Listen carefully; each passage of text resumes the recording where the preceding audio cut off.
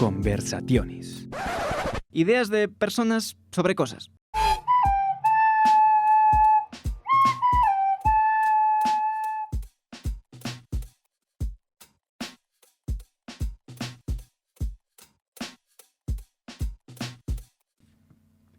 Os damos la bienvenida a Conversaciones, el programa en el que trataremos ideas de personas sobre cosas.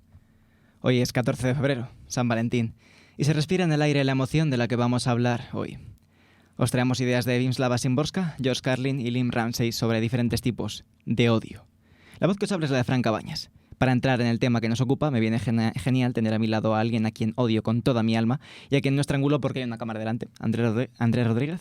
Hola, muy buenas. No sabía yo estos sentimientos hacia mí que tienes. Hombre, qué mejor manera de hacerlos públicos que de un programa de radio /podcast/ lo que sea, que por cierto hoy es la primera vez que en teoría, si todo está saliendo bien, que ya es decir, estamos emitiendo en Radio Oasis, emisora 106.4 en Salamanca, y además de Twitch y del formato de podcast. Sí, bueno, la verdad que en realidad, aunque sea odio, me gusta que me odies porque es una emoción muy visceral. Sí. Aunque sea un sentimiento malo, es un sentimiento, al fin y al cabo no me dejas indiferente, que es lo importante. Efectivamente. La indiferencia, de hecho, sería peor. Depende del contexto, yo creo. Dependiendo del contexto, yo creo que preferiría que alguien fuese serle indiferente a alguien a que me odiase. Por ejemplo, si la persona estuviese armada, preferiría serle indiferente. Sí, ahí pero igual eso ya sí. depende. Bueno, pero es que, ¿qué es el odio? Esa es una buena pregunta. Casi ni hecha aposta, vamos. Vamos a empezar, ya vamos a meternos en harina. Vamos a empezar con qué es el odio. Y es que es una pregunta que todos nos hemos planteado más de una vez. Ya no solo el qué significa o en qué puede repercutirnos, etcétera, sino directamente qué es, aparte de esta emoción visceral que decíamos. Elie Wiesel, que es un superviviente del Holocausto, Tendría algo que decir del odio. Tendría algo que decir, la verdad, sí, probablemente.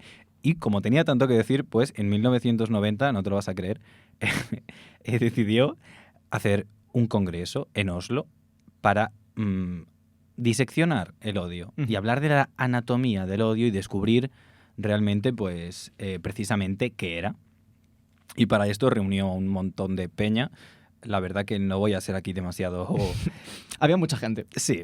La tesis es que había mucha gente. Sí, el caso es que había mucha gente muy importante. Dejémoslo ahí. ¿Que odiaba mucho o que era odiada mucho? ¿O simplemente que sabía del tema? No eran odiadores. Vale. No, la verdad que no. Todo lo no contrario. eran odiadores profesionales, ¿no? No, pero eran gente pues con premios Nobel o que lo iban a conseguir unos añitos después y estas cosas.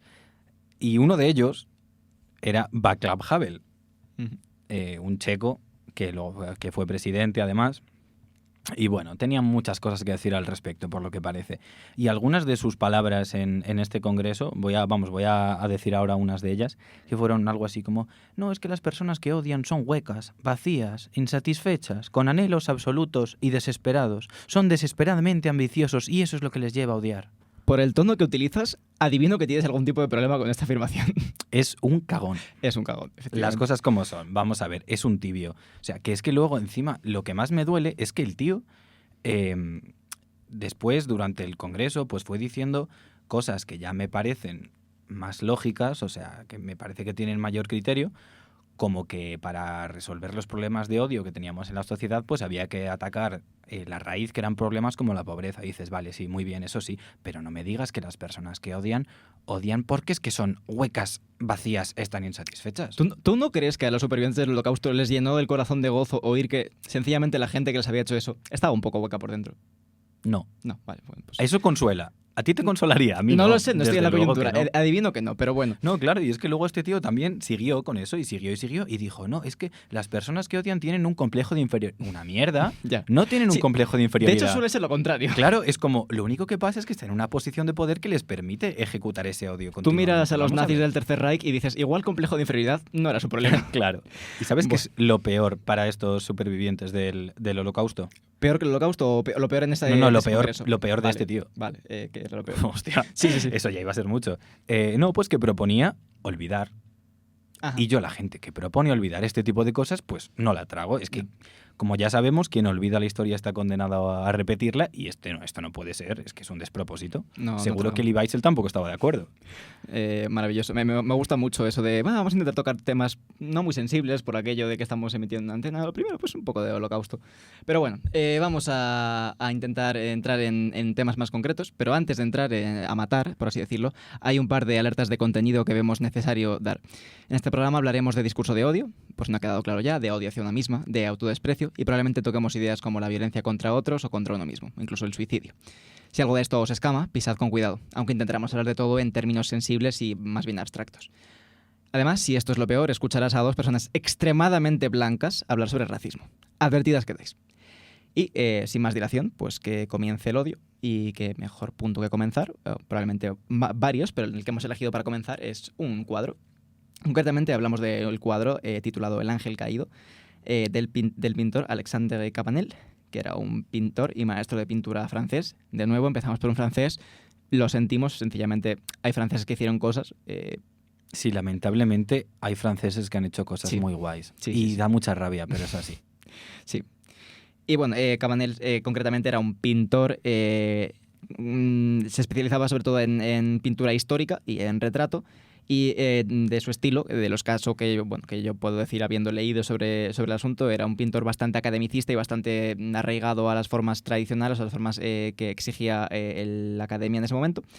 Y lo que más destaca probablemente, tanto en esta obra, que es la más famosa que tiene, como en la otra obra más famosa que tiene, es su retrato de emociones, concretamente La culpa de Fedra, en ese otro cuadro famoso que hablábamos, y en este caso podemos decir El odio del ángel caído.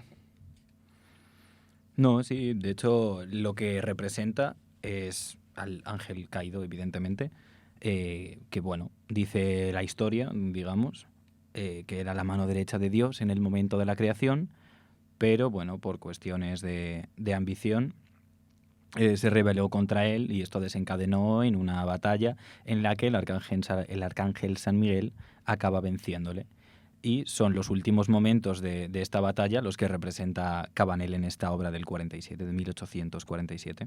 También es interesante en términos de la propia obra de proporción, como de fondo, lo que ves de telón de fondo es una batalla cruenta entre ángeles y demonios, o entre las criaturas sobrenaturales bíblicas de ese momento, y lo que hace énfasis el pintor es en el cuerpo, como veremos ahora, y el rostro de un ángel. Entonces está claro que dónde tenía sus prioridades en este caso. En este caso sí, retrata a Lucifer, como ha dicho mi compañero, el ángel caído. Y también es interesante, yo creo, que el ángel caído, Lucifer, significa etimológicamente el acusador o el adversario.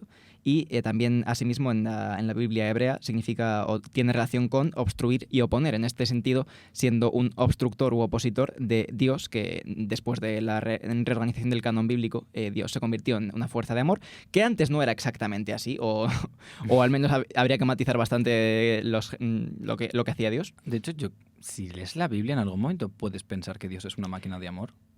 No, pero en teoría, o sea, la idea general es esa. Pero después de recordar bastantes libros apócrifos y demás. Pero el caso es que de esta forma, como siendo el opositor a Dios como amor, se convierte en este caso en odio. Y de hecho, el odio lo vemos en sus ojos, pero es que lo vemos escondido en su propia representación corporal, que digamos que lo que quería Cabanel representar era la belleza, porque no podemos negar que, de hecho luego entraremos en harina un poquito con eso, pero no podemos negar que es un cuerpo bello el de Lucifer. Y esto pues no está hecho precisamente por casualidad. Si le ha retratado de esta manera es totalmente a propósito, y me gusta pensar en esa relación que hay entre el odio y el amor, y sobre todo cómo el odio se puede disfrazar muchas veces de amor. Cómo podríamos considerar incluso que lleva una máscara.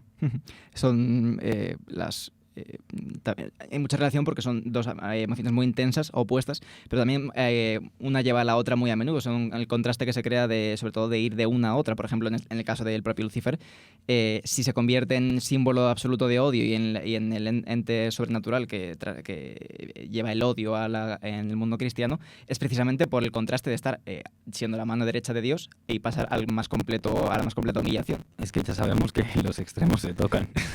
La teoría de la herradura. Bueno, y sí, además del amor, es la relación con la belleza, en la que, pues, viendo este bello ángel, nos costaría pensar que está representando a la criatura del odio, por así decirlo. Y bueno, yo decir que me niego a pensar que una persona que ha hecho ese cuadro no tenga ningún tipo de interés sexual o erótico en la anatomía masculina. Yo se lo digo. No, desde luego, hay un homoerotismo innegable. Innegable. Bueno, viendo el rostro de este cuadro, es innegable que hay odio en esa mirada. Es algo que todos entendemos a nivel instintivo, pues como leemos las expresiones de cualquier persona. Pero para profundizar en el concepto, nos vienen bien las palabras. Y para esto, escuchamos las palabras del famoso, también francés, por desgracia, poeta Baudelaire, que nos dice en una de sus obras. En efecto, el odio es un licor precioso, un veneno más caro que el de los Borgia, pues está hecho con nuestra sangre, nuestra salud, nuestro sueño y 2/3 de nuestro amor. Hay que guardarlo avaramente. Sí, y Baudelaire, en cierto sentido, tiene razón. Me gusta que es un poco un canto a la repudia del odiar por odiar, a esa pulsión visceral de la que hablábamos al abrir el programa. Y Baudelaire nos dice que el odiar por odiar, pues sencillamente no mola. Y eso sí, me da la sensación de que nos invita, en cierta medida, aunque no nos invite a odiar como tal, nos invita a que ya que odiamos, por lo menos que tengamos un odio consciente y busquemos una justificación realmente. Su mensaje no es no odiéis porque odiar es malo, su mensaje es no odiéis porque se os puede gastar y os puede venir bien en otro momento, más bien. Sí, es un poco eso, la verdad. Es como reservaos ese odio. Reservarlo para quien lo merezca. Que fermente. Sí, que vaya envejeciendo. También, bueno, lo mencionas como un licor, como pues también tiene que envejecer y que tomar ese cuerpo. Y bueno, Baudelaire habla en estos términos del amor, pero vamos a ver, escuchar más bien qué dice otra poetisa, en este caso, acerca del amor. El odio. Miren, qué buena condición sigue teniendo. Qué bien se conserva en nuestro siglo el odio. Con qué ligereza vence los grandes obstáculos. Qué fácil para él saltar, atrapar. No es como otros sentimientos. Es al mismo tiempo más viejo y más joven. Él mismo crea las causas que lo despiertan a la vida. Si duerme, no es nunca un sueño eterno. El insomnio no le quita fuerza, se la da.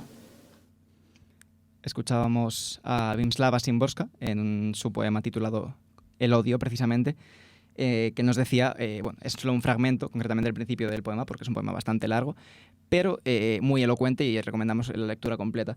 Pero en este caso pues nos da una visión un poco más en profundidad del odio. Sí, y además desde una perspectiva muy distinta. Si realmente Baudelaire ya nos daba la sensación de que nos decía pues que odiar es correcto, básicamente, y que, o al menos ya si no es correcto, pues que lo teníamos que hacer correcto nosotros buscándole una justificación, Szymborska, sin invitarnos realmente, sin decir nada de forma tan explícita, ya lo hace en un tono mucho más lúgubre, podríamos incluso llegar a decir. Sí, no es prescriptivo, no hace juicios, digamos, de valor que nos puedan servir a los seres humanos, sencillamente habla muy a grandes rasgos. De hecho, habla en términos históricos del siglo del odio, por ejemplo, de cómo el siglo XX, en este caso estaríamos hablando, fue para la autora el siglo del odio. Y es un lamento, de hecho. Es un lamento, sí, pero además es un lamento resignado, es un lamento que se resigna a que el odio sea la fuerza que mueve el mundo. En cierto sentido, tienes razón. Al fin y al cabo, el odio es, como dice el propio poema más adelante, es una de las fuerzas o probablemente el sentimiento que más es capaz de mover a la gente. Sí, ha sido un motor de la acción históricamente, eso es innegable, el carácter movilizador del odio.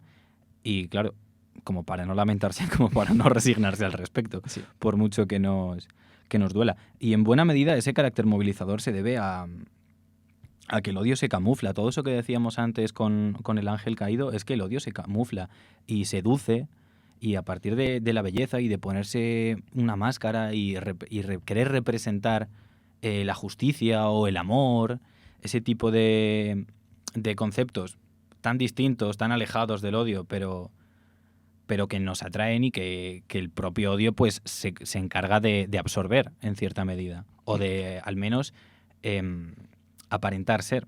Más adelante en este poema menciona dos conceptos concretos muy interesantes que son la religión y la patria, como el odio se camufla o utiliza como herramientas la patria y la religión, pero lo que dice es que esto es solo un punto de partida para el mismo, que es lo que utiliza como, digamos, catapulta, como trampolín para lanzarse adelante.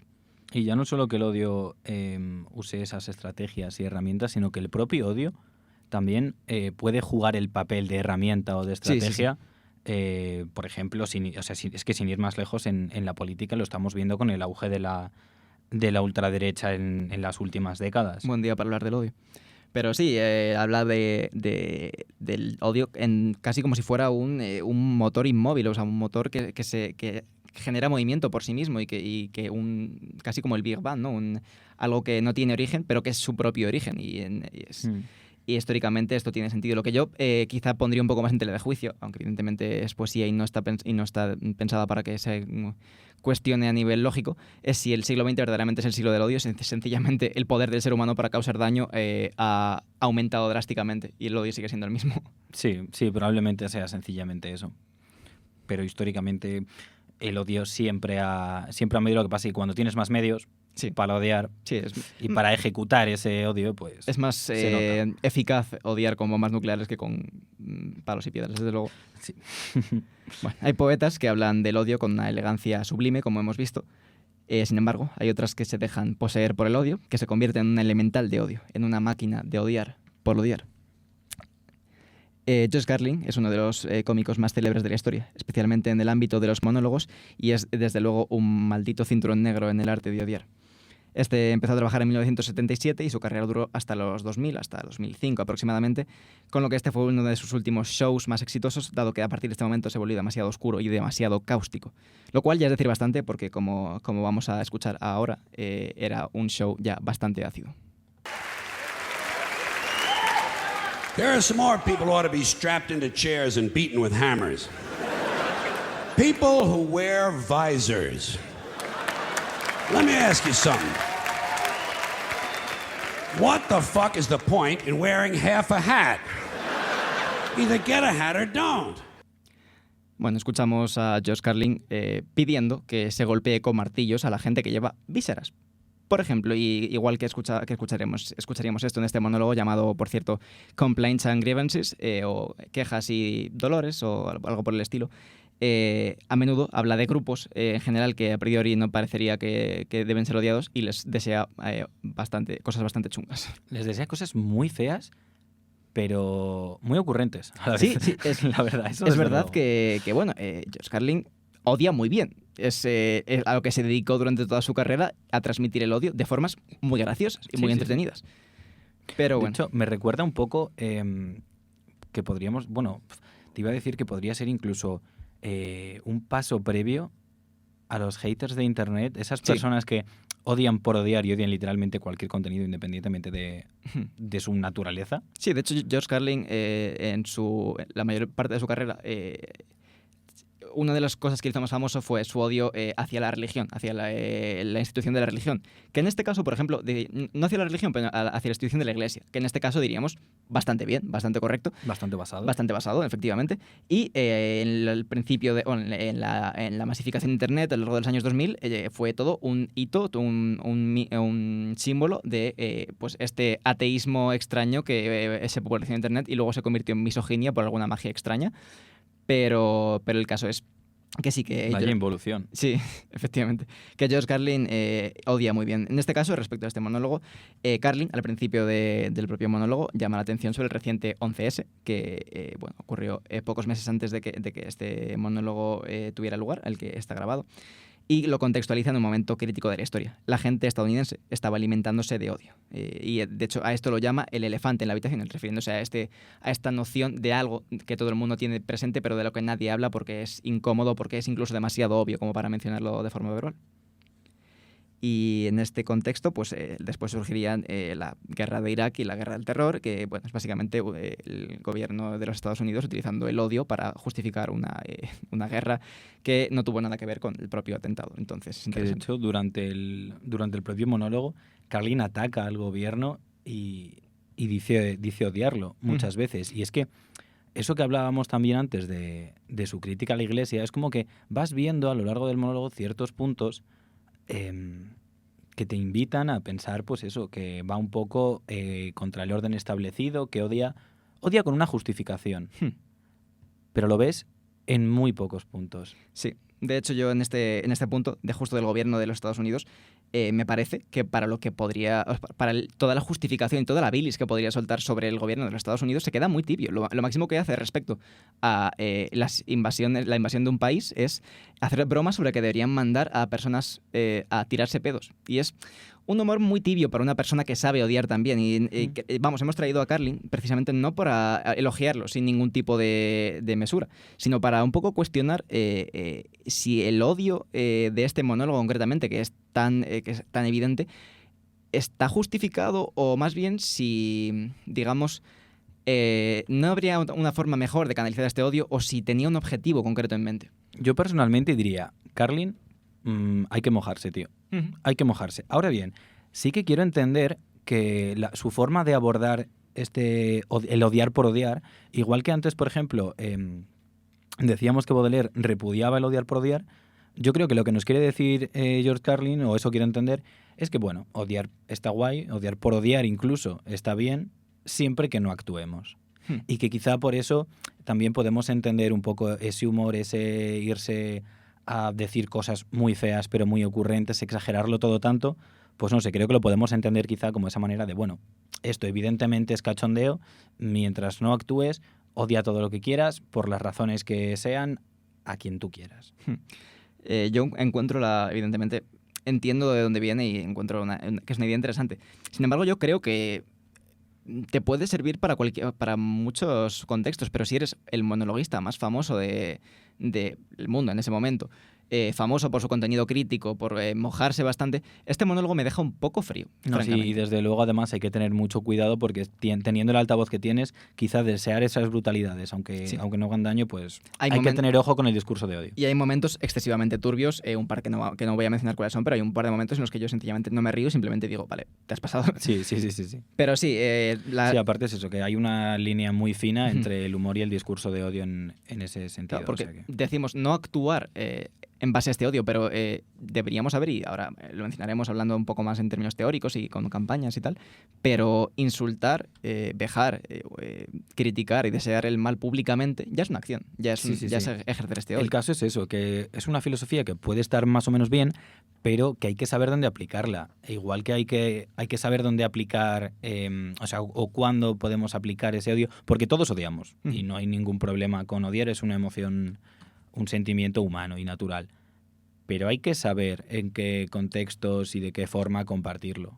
Y sobre todo porque era un momento muy delicado de la historia, como hemos mencionado. Yo que sé, en los 90, por ejemplo, Carlin era famoso por eso, por lanzarle hachazos a la religión institucional. Y es algo muy importante y muy útil políticamente porque es verdad que en muchas democracias entre comillas, muchos países occidentales, la Iglesia Católica en este caso, tiene mucho poder, mucho más del que necesita, y crea mucho daño. Entonces, ridiculizar, humillar y lanzarse contra la Iglesia en términos cómicos es útil, consigue un objetivo. Sin embargo, en un punto tan clave en el cual se estaba alimentando a la gente de un país y de muchos y demás países, pero sobre todo de Estados Unidos, con odio de forma constante en los medios, Carlin lo que hace es dirigir este odio hacia gente aleatoria prácticamente, hacia gente a la que es gracioso odiar, porque es verdad que si lo pones en términos graciosos puede ser gracioso, pero me parece un ejercicio muy responsable, porque no es un tipo estúpido, ni mucho menos, era un tipo muy listo y sabía lo que estaba pasando.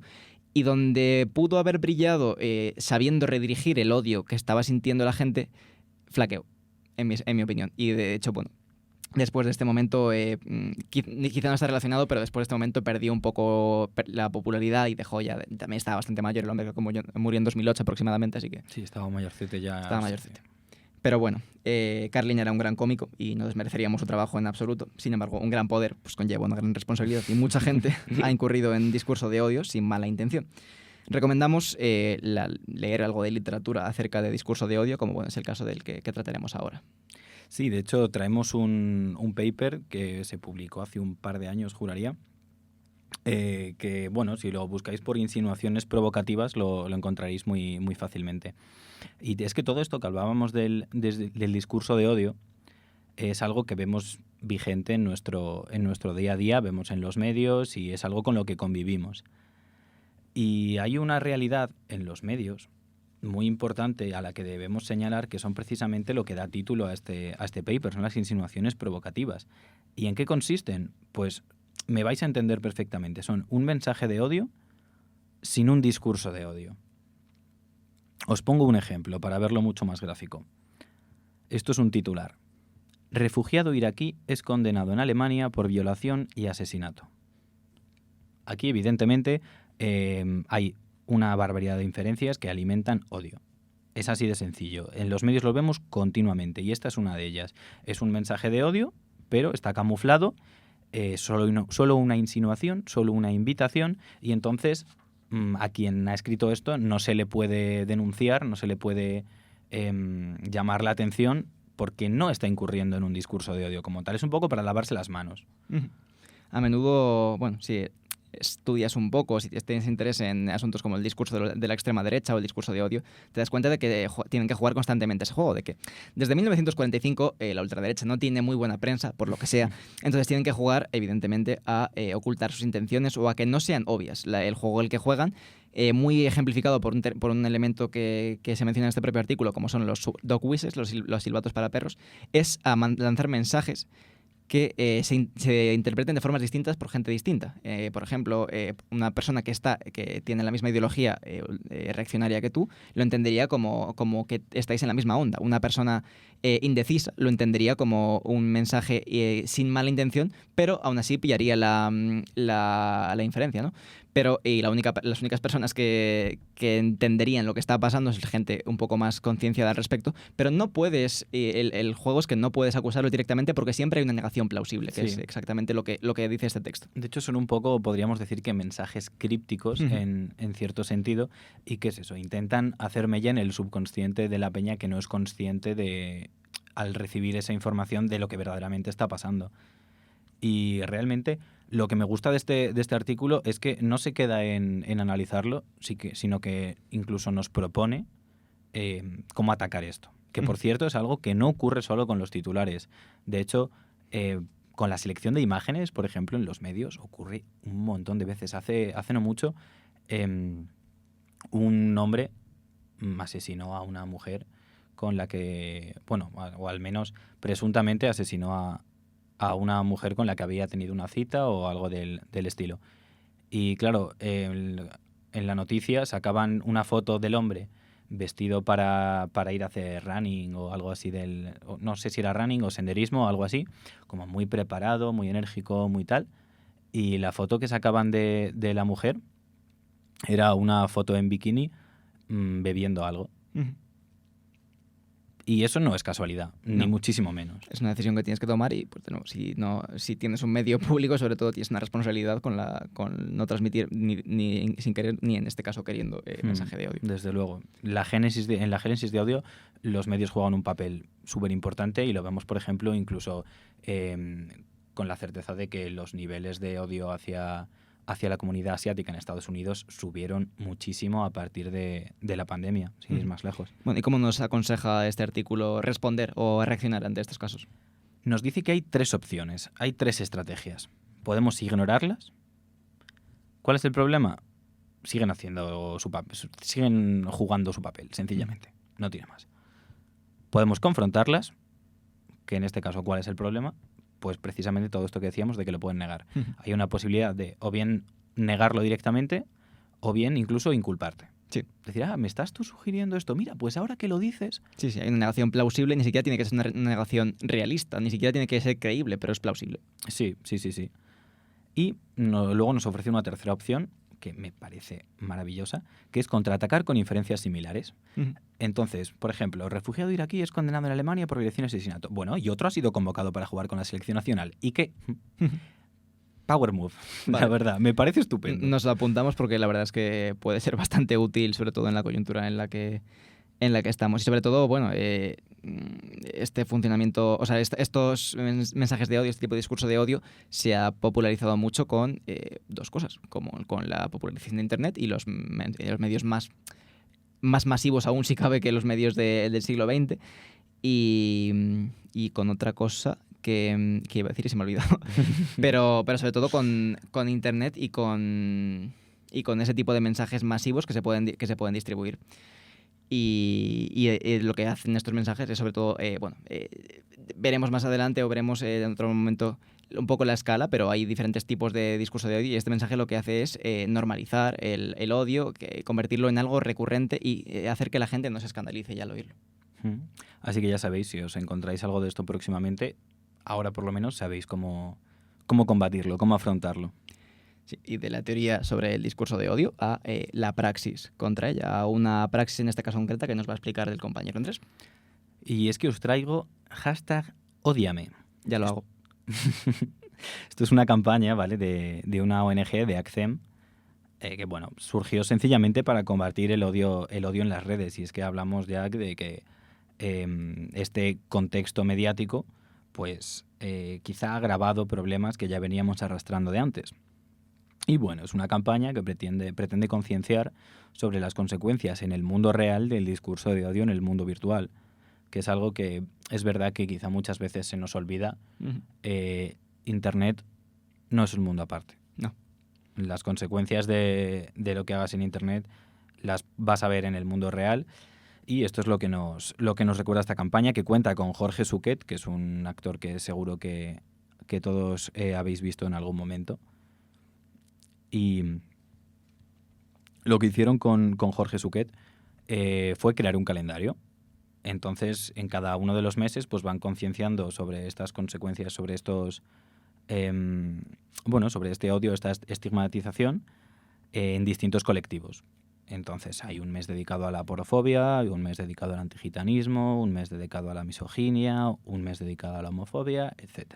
Así hasta 12, como comprenderéis. ¿Cómo funcionan estas cosas? Pero es que es eso, el mensaje que quieren dar es que el odio que difundes en las redes no se queda en las redes. Y lo que me gusta también de esta campaña es que no se quedan con la performance, no se quedan solo con Jorge Suquet, sino que nos ponen, nos ofrecen testimonios de personas reales como este que vamos a escuchar ahora mismo. La mayoría de veces es que te insultas, tú respondes y encima te pegan. O sea, tú aparte de ser insultada, discriminada, tienes que quedarte callada. O sea, no tienes opción a responder, porque te llueven los puñetes. En este caso, este pequeño fragmento es de un testimonio, el testimonio de Almendra, que es una mujer transexual que tuvo que venirse desde Perú a España para escapar un poco de esta estigmatización y este odio.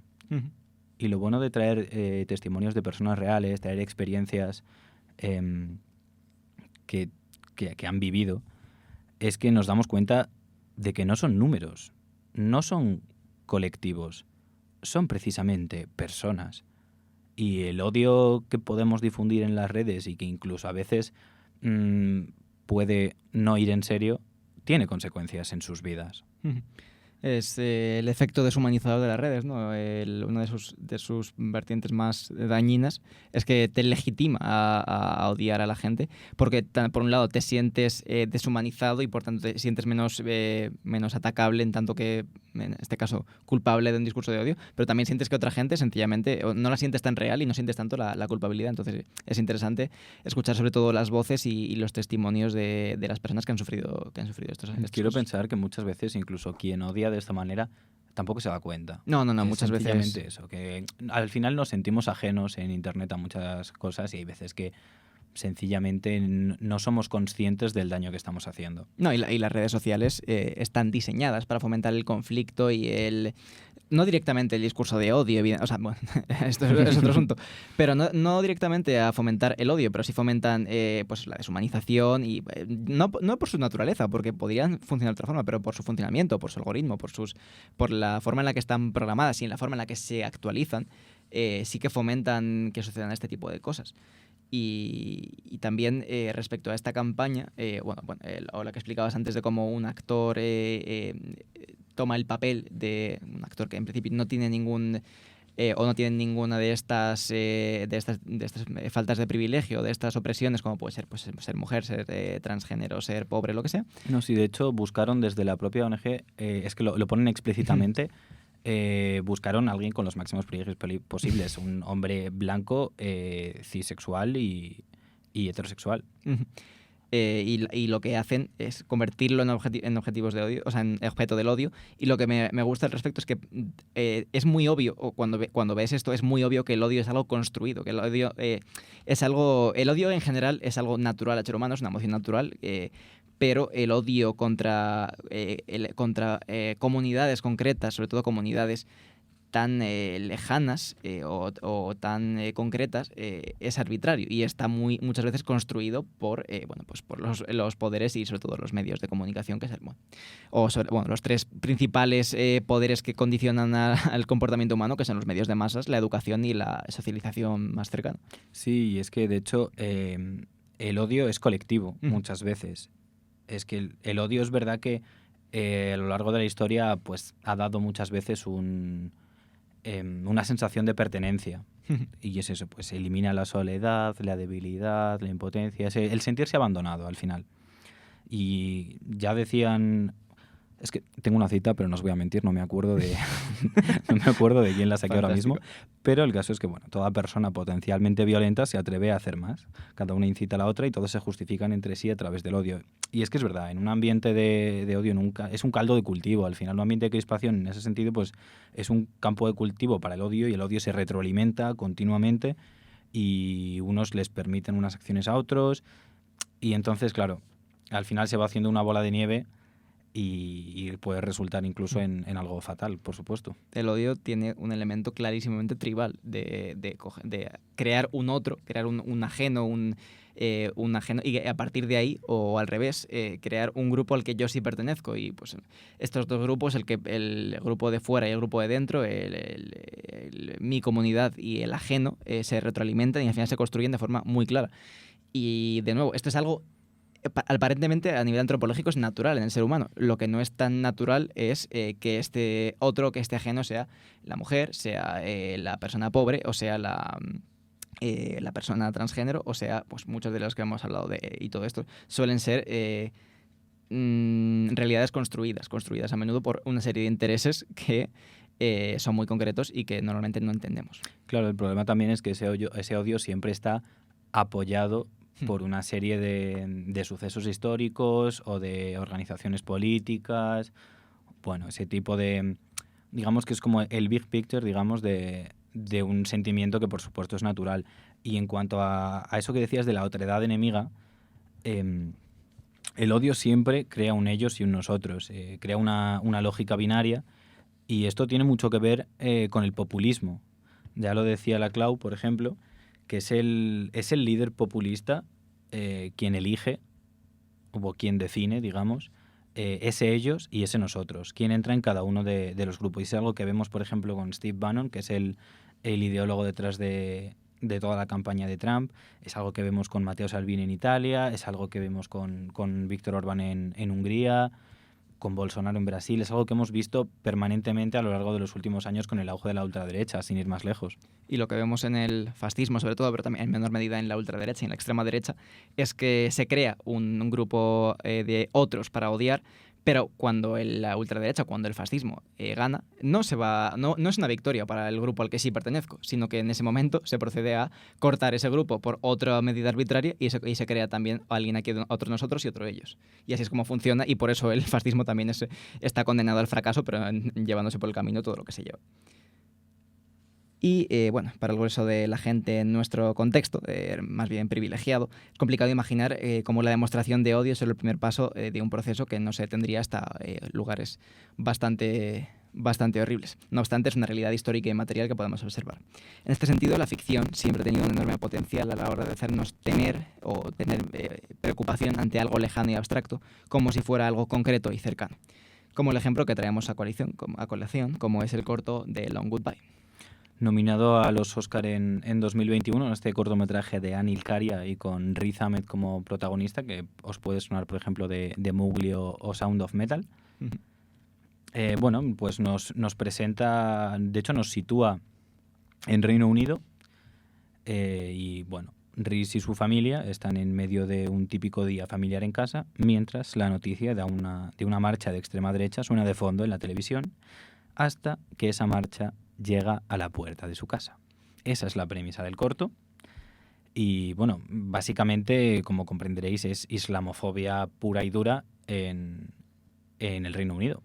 Me gusta mucho esto que mencionas, esta parte este elemento del cortometraje, que es la normalización. Como el corto ocurre en una situación mundana, aparentemente muy mundana, y que no durante buena parte del cortometraje no sabes exactamente lo que va a pasar, porque sencillamente ves a un grupo de gente que parece ligeramente nerviosa, ligeramente crispada, preocupada por algo, pero hasta que no llega el momento de la acción como tal, se lo toman con mucha normalidad, es como un día más y te da esa sensación de cómo a lo largo esto no es un momento concreto, es un proceso en el cual vas normalizando y en el cual la gente que es objeto del odio se va acostumbrando, por horrible que sea, a tener miedo de forma constante. Y eso me da la sensación de que también está vinculado a que el espacio en el que tiene lugar la acción es su casa. Es que deberían sentirlo como un espacio seguro, no deberían sentirse crispados ni temerosos dentro de su propia casa. Y también es después el corto transcurre fuera y también es su comunidad. Y vemos este elemento de los vecinos, de las casas que hay a su alrededor y de cómo es su comunidad, a pesar de que de que sea una comunidad atomizada porque son pues adosados y demás, pero deberían sentirse seguros entre sus vecinos y lo que sienten es que como mínimo no los defienden, como mínimo no van a intervenir, que en este caso no intervendrían porque bueno, el enemigo son nazis armados. Son paramilitares. Paramilitares, sí. Sí, literalmente. Pero sí hay un par de planos que, sin poner el dedo acusador, sí que llaman la atención sobre estos vecinos que no intervienen, o estos vecinos que a pesar de formar parte de la comunidad, los han enajenado ya. Sí, por supuesto, la verdad que la pasividad de los vecinos es algo a criticar, aunque podamos entender que evidentemente en una situación de violencia tan explícita, pues es complicado. Y hay otra parte que destacaría, que no recuerdo exactamente la frase o la línea que dice el protagonista, pero dice algo como está sucediendo de verdad. Y el hecho de que ni siquiera explicite lo que está sucediendo, el hecho de que ni siquiera diga están viniendo a por nosotros o están atacándonos, te da a entender de forma muy sutil y muy realista que lo tenían en el fondo de sus cabezas desde siempre. Y me parece algo muy poderoso. Que estaban a la espera. Sí. Es un poco como una realidad inevitable que va a llegar pero no sabes cuándo. Y que también precisamente ese nivel de crispación general es lógico teniendo en cuenta que tienes esto siempre, ese run siempre en la cabeza de cuándo será. Sé que va a pasar pero no sé cuándo. Que al final pues bueno, es un poco también un pensamiento ansioso. Casi puedes ver el elemento también de la televisión que mencionabas y como uno de las personas que viven en esa casa está obsesionado y no puede dejar de mirar la televisión y cómo pone también un poco la mira sobre el punto de mira sobre los medios de masas y también como mencionábamos antes con el artículo y con la campaña, cómo todo esto es un proceso que no empieza ya con palizas ni con linchamientos, sino que empieza con desprestigio, deshumanización, estigmatización y luego pues va avanzando un poco por los derroteros de 4 grandes categorías, que son el odio personal que ni siquiera hago explícito, el odio interpersonal que comparto con gente o que dirijo hacia personas, el odio grupal que ya se expresa de forma más pública y el odio masivo que ya es algo que es incontrolable y que normalmente necesita apoyo institucional, por así decirlo. Y es que este proceso del que hablas se ha repetido hasta la saciedad, se ha repetido una y otra vez a lo largo de la historia y es que no estamos tan lejos en realidad. En un sentido teórico, en cualquier punto de la historia, no estaríamos tan lejos de que se volviera a repetir. No. Porque precisamente si no ha pasado una sola vez, es por algo. Ha pasado muchas evidentemente. veces, de hecho. Y los escuadrones de la muerte que vemos en el cortometraje se han repetido en multitud de espacios y tiempos. Y es que además están vinculados, yo creo, a una especie de odio como... Es un concepto como del odio como herramienta de supervivencia, pero también un odio surgido a partir de una necesidad de buscar culpables o buscar amenazas. Como Sí. que juega ahí De buscar cierto una cabeza papel. de turco para... Efectivamente. En este caso, perdonad que sea un poco pesado con lo más explícitamente político, pero en este caso es el fascismo o cualquiera de sus manifestaciones buscando una cabeza de turco ante una situación general de crisis como es la del capitalismo en absolutamente todo momento, y como busca una cabeza de turco que no tiene nada que ver, como podrían ser los judíos en Alemania de 1930, de los años 30, o pueden ser hoy en día los refugiados de Oriente Medio, o pues la gente de origen islámico. Es que el hastío y el hartazgo, muchas veces derivados pues precisamente de crisis económicas o corrupción política, este tipo de cosas, es algo que ha invitado a odiar permanentemente y sigue haciéndolo.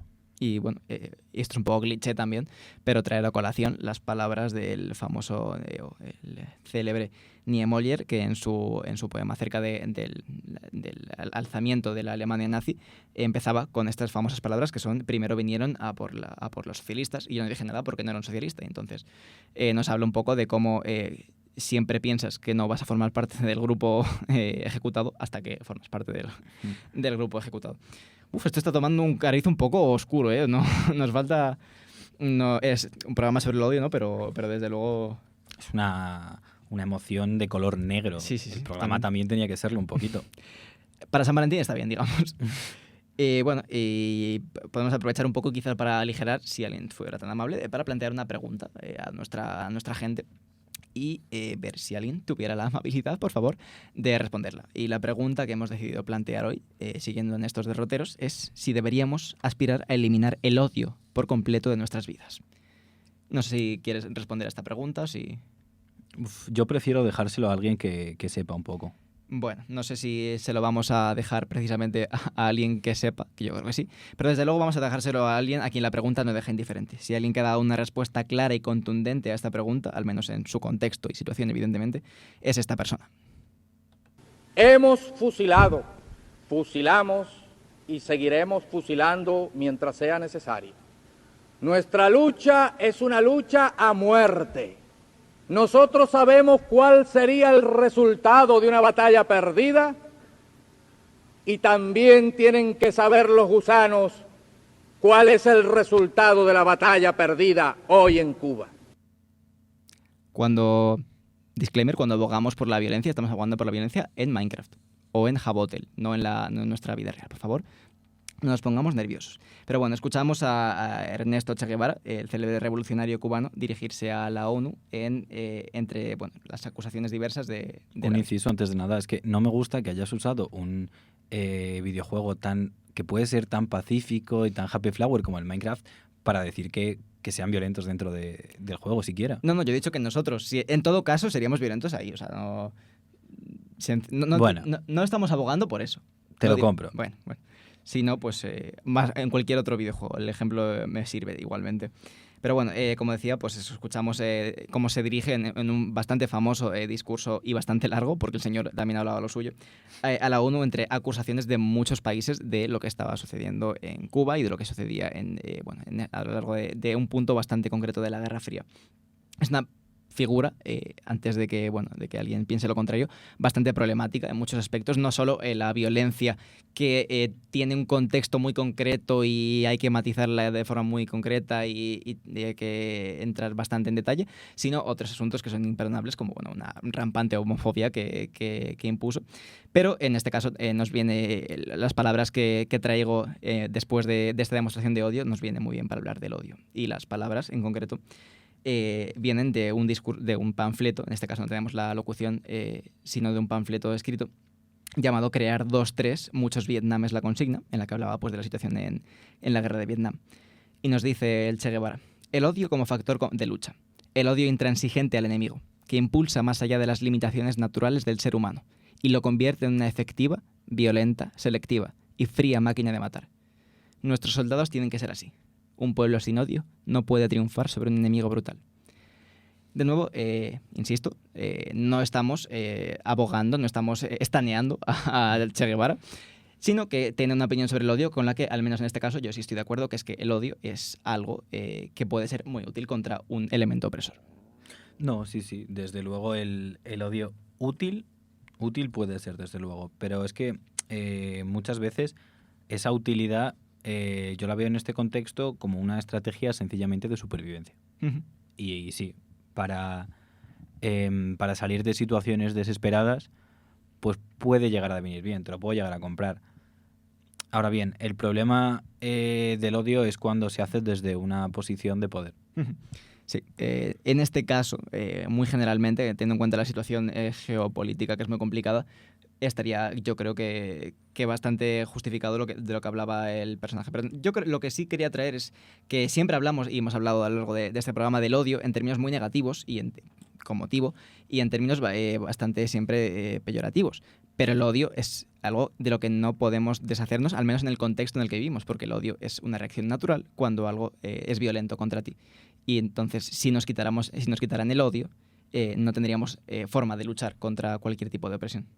Odiar hacia arriba está muy bien. Odiar hacia arriba. Odiar hacia arriba mola. Generalmente el odio hacia el opresor es no solo justificado, sino absolutamente necesario. Poco odiamos hacia arriba hoy en día.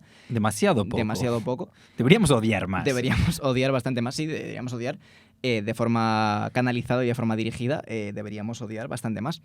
Pero sobre todo es eso, también hilándolo con el discurso que tenías al principio de cómo este tipo tibio, este discurso Václav Havel, sí, de cómo hablaba del odio como algo, como un defecto, es un discurso muy liberal que a mí personalmente no me gusta nada, porque el odio es, o sea, deshacerse del odio es en una situación ideal algo maravilloso, pero nuestra situación no lo es.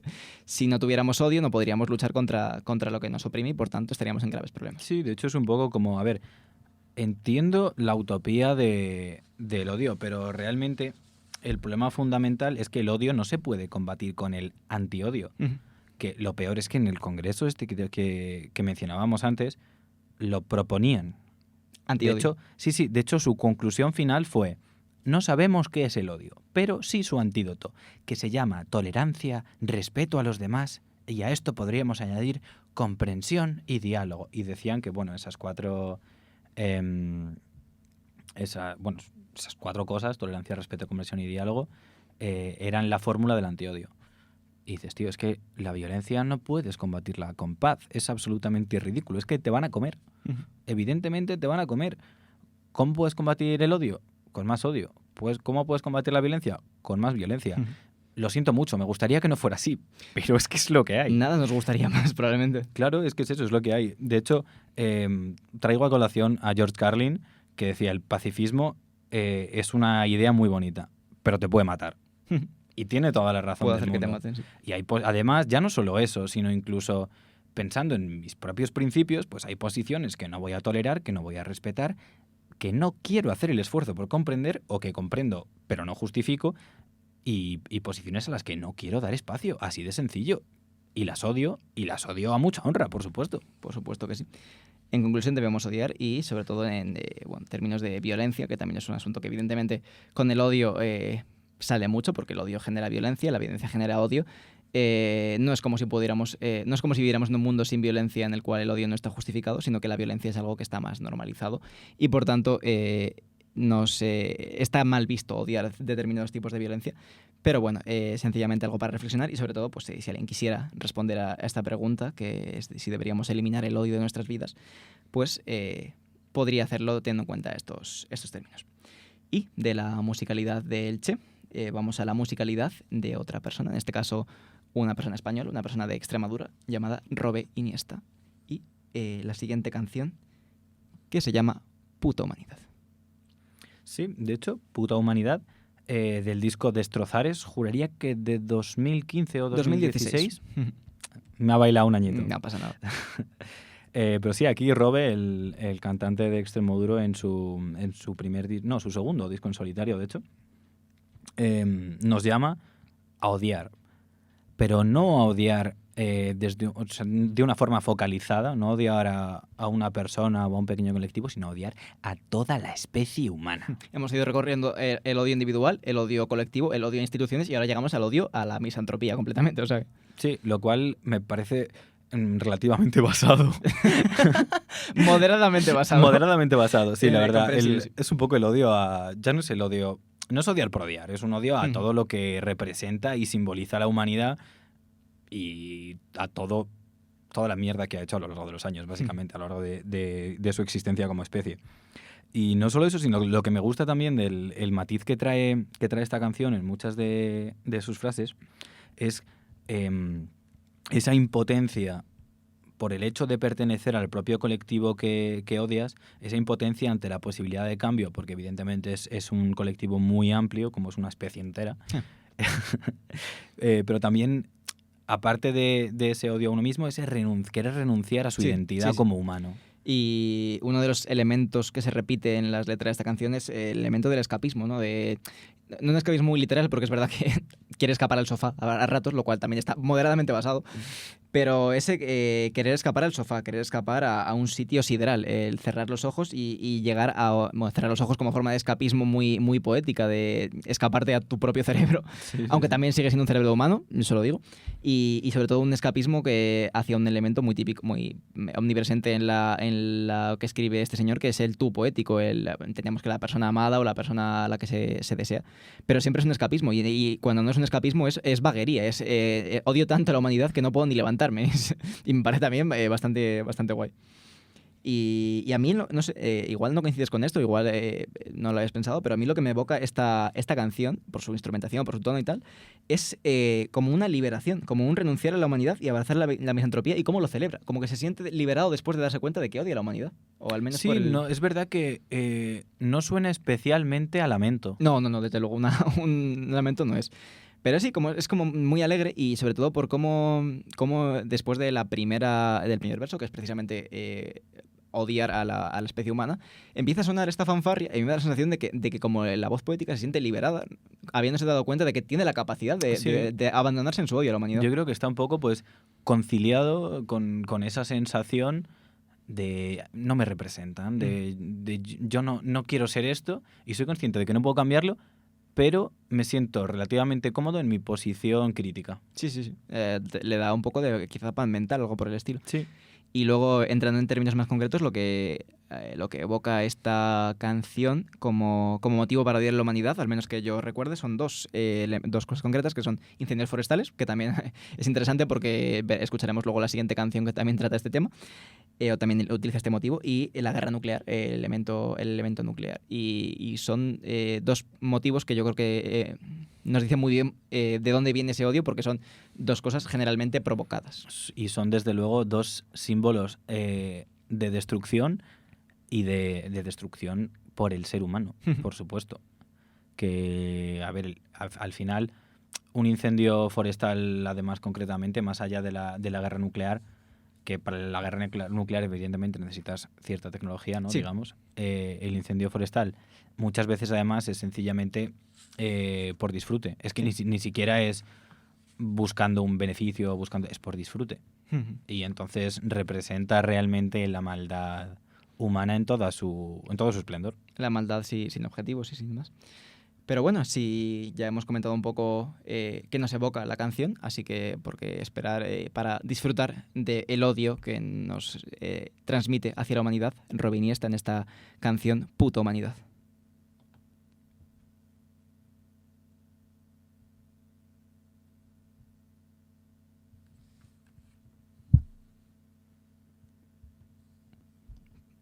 O tardaremos un poquito más en escucharla quizás, pero mientras intentamos arreglar estos pequeños problemas, comentamos quizás, o comento rápidamente, que después de esta canción tendremos una canción llamada Forest Fire, que es muy breve, así que por favor estad atentos porque si no os la perdéis.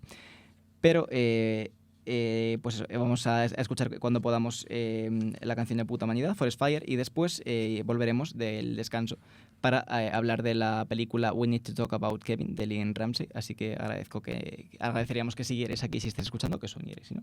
Pero bueno, podemos hablar mientras tanto de Forest Fire, que no habla precisamente del odio hacia una especie, hacia un colectivo tan amplio, sino se va algo otra vez mucho más concreto, pero con una vuelta. No vamos a volver a lo de antes, ¿verdad? Es un contrapunto. Volvemos al odio individualizado, pero esta vez individualizado contra uno mismo, contra el propio individuo, que es un tipo de odio que nos faltaba. Es un poco como coleccionar cromos, pues nos faltaba este tipo de odio. Y no sé si podemos escuchar ya la canción. Sí, así que bueno, ampliaremos un poco más. Sí. Cuando volvamos, os dejamos con Robin Iniesta.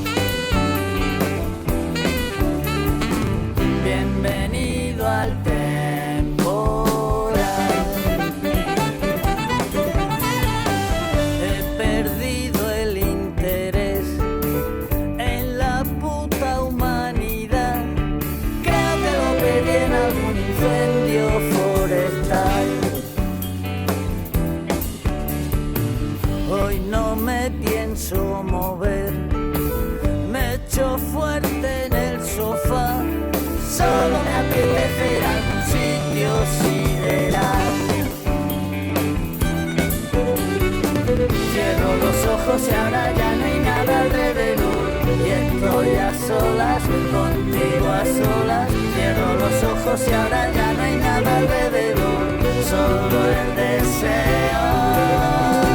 Cierro los ojos y ahora ya no hay nada alrededor y estoy a solas, contigo a solas. Cierro los ojos y ahora ya no hay nada alrededor, solo el deseo.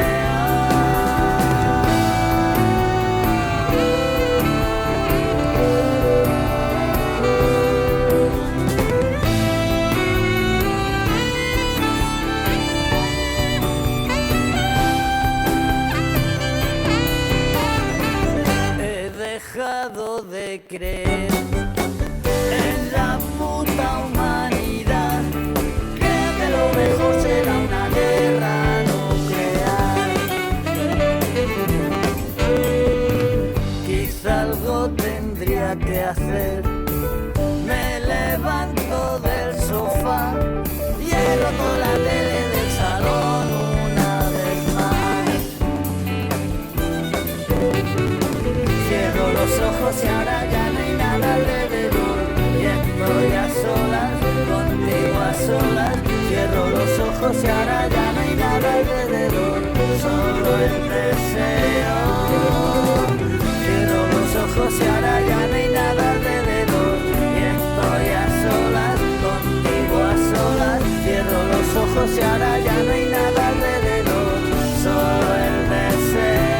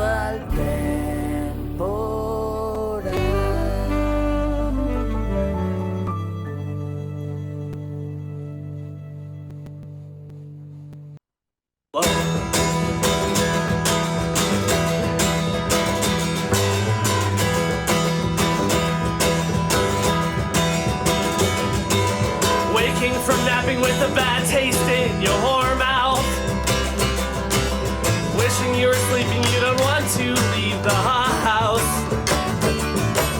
Dripping from your dreaming of a habit you renounced. Get out of bed, please go away. Get out, get out, get out.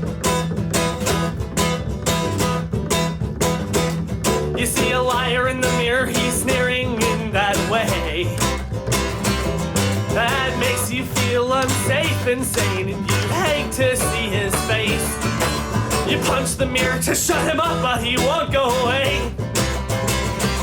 He just multiplies, intensifies, he's 20 tiny blades.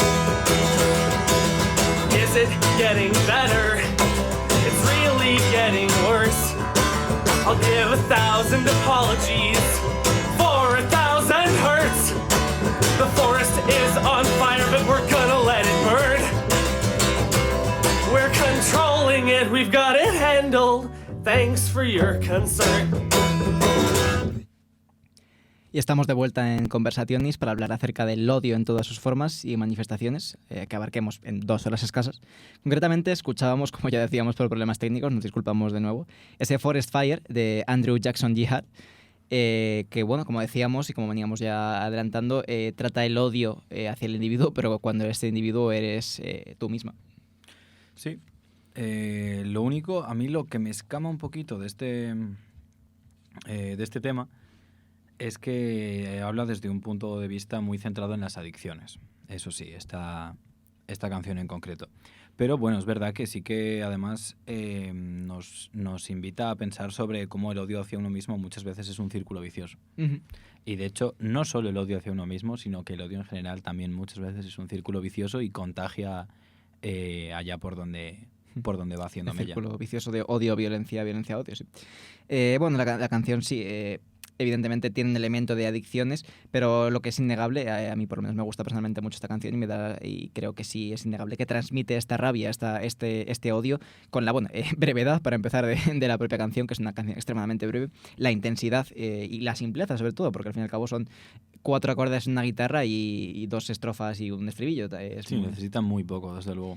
Pero yo sí que encuentro, a pesar de su brevedad y de que toca el tema de las adicciones, elementos muy interesantes con respecto al odio hacia uno mismo, que es un poco, de nuevo, ese incendio forestal, que también encontramos como patrón común entre estas 2 canciones, y yo no me he dado cuenta hasta que ya las habíamos elegido. Y me gusta el símbolo de un incendio que hay en tu interior y que finges que te parece bien, con ese estribillo que dice hay un incendio forestal, pero lo tenemos todo bajo control, el bosque se está quemando, pero vamos a dejar que arda. Y lo tenemos bajo control. Y me gusta como símbolo de cómo, yo que sé, alguien puede quizás ofrecerte ayuda o darte nociones para que desde fuera parezca que estés mejor, pero cuando verdaderamente estás mal, da igual lo que te digan y da igual no importa la buena intención que tenga la gente que intente ayudarte, que tú finges que estás bien. De hecho, creo que por crudo que suene, ya no es que finjamos a veces estar bien, es que en el odio hacia uno mismo hay veces que nos sentimos cómodos. Por crudo y por duro que suene, es verdad que hay veces que sencillamente estamos bien de verdad. No es que lo finjamos, es que nos sentimos cómodos. Que evidentemente nos sentimos cómodos porque, o sea, estamos bien dentro del estar mal. Sí, sí, sí. Dentro de todas las taras que puedas tener por detrás. Pero es que verdaderamente no te encuentras mal. No, sobre todo yo que es cómodo porque lo que te evita es el esfuerzo de encontrarte mejor. Es una estabilidad en la cual no tienes que luchar por estar mejor. De hecho, es que es eso, es la comodidad que encuentras en la estabilidad, por muy mal que estés. Y también elementos que nos hablan más concretamente de la convivencia con una propia persona, como son el espejo, que es algo muy, muy trillado también, pero como verse en el propio espejo y sentir que la persona que tienes enfrente te cae mal, la odias, también ese símbolo de golpear el espejo, de atacar a tu propio reflejo, que es un poco trillado, pero también representa muy bien la sensación de odio hacia uno mismo. Sí, y además sabiendo que no va a servir para nada romper el espejo, o sea que por mucho... Y romper el espejo como símbolo, ya no la acción física como tal, sino que sencillamente vas a tener que convivir contigo mismo hasta que te mueras. también bueno, otros elementos como la huida o querer, también el escapismo que se repite, y el sueño, que también es una forma de escapismo, y la propia casa, ese cuando dice que no quieres dejar la casa, quieres seguir durmiendo, pues eso, de nuevo, elementos de escapismo que me parece interesante que encontremos como elementos comunes en ambas canciones, y así como en otros elementos de los que hemos hablado estos en este programa.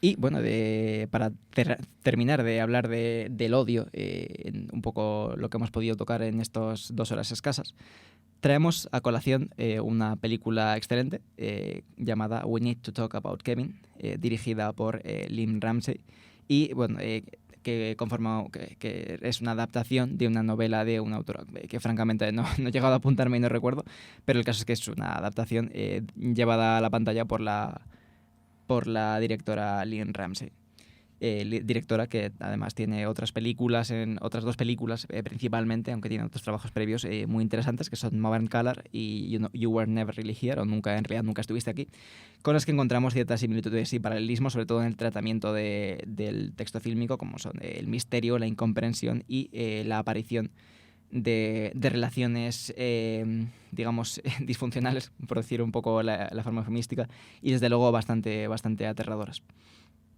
Y como, esta We Need to Talk About Kevin es la película acerca de cómo un acto cometido por el hijo de la protagonista tiene consecuencias a lo largo de toda la vida de ella, y se divide en 2 partes. Una es como toda la vida lleva hasta ese punto y cómo continúa la vida a partir de ese punto.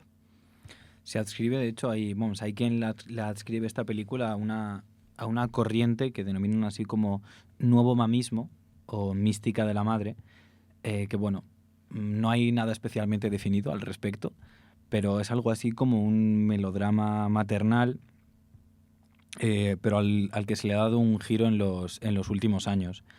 Y es que habla de que, bueno, son 2 caras de la misma moneda: el sacrificio de los infantes y el sacrificio para los infantes.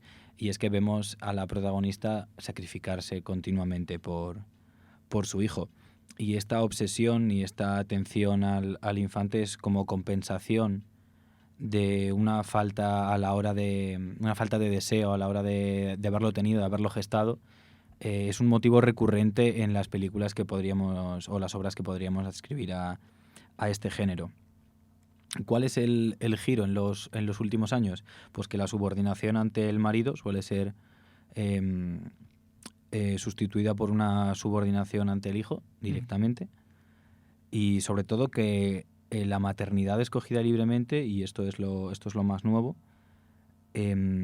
reconoce, a pesar de ser escogida libremente y reconociendo los avances reconoce los avances del feminismo, los avances que se han conseguido, las victorias que se han ido consiguiendo hasta ahora, pero a la vez ve como ese lado oscuro o esos puntos negativos, digamos, de la maternidad.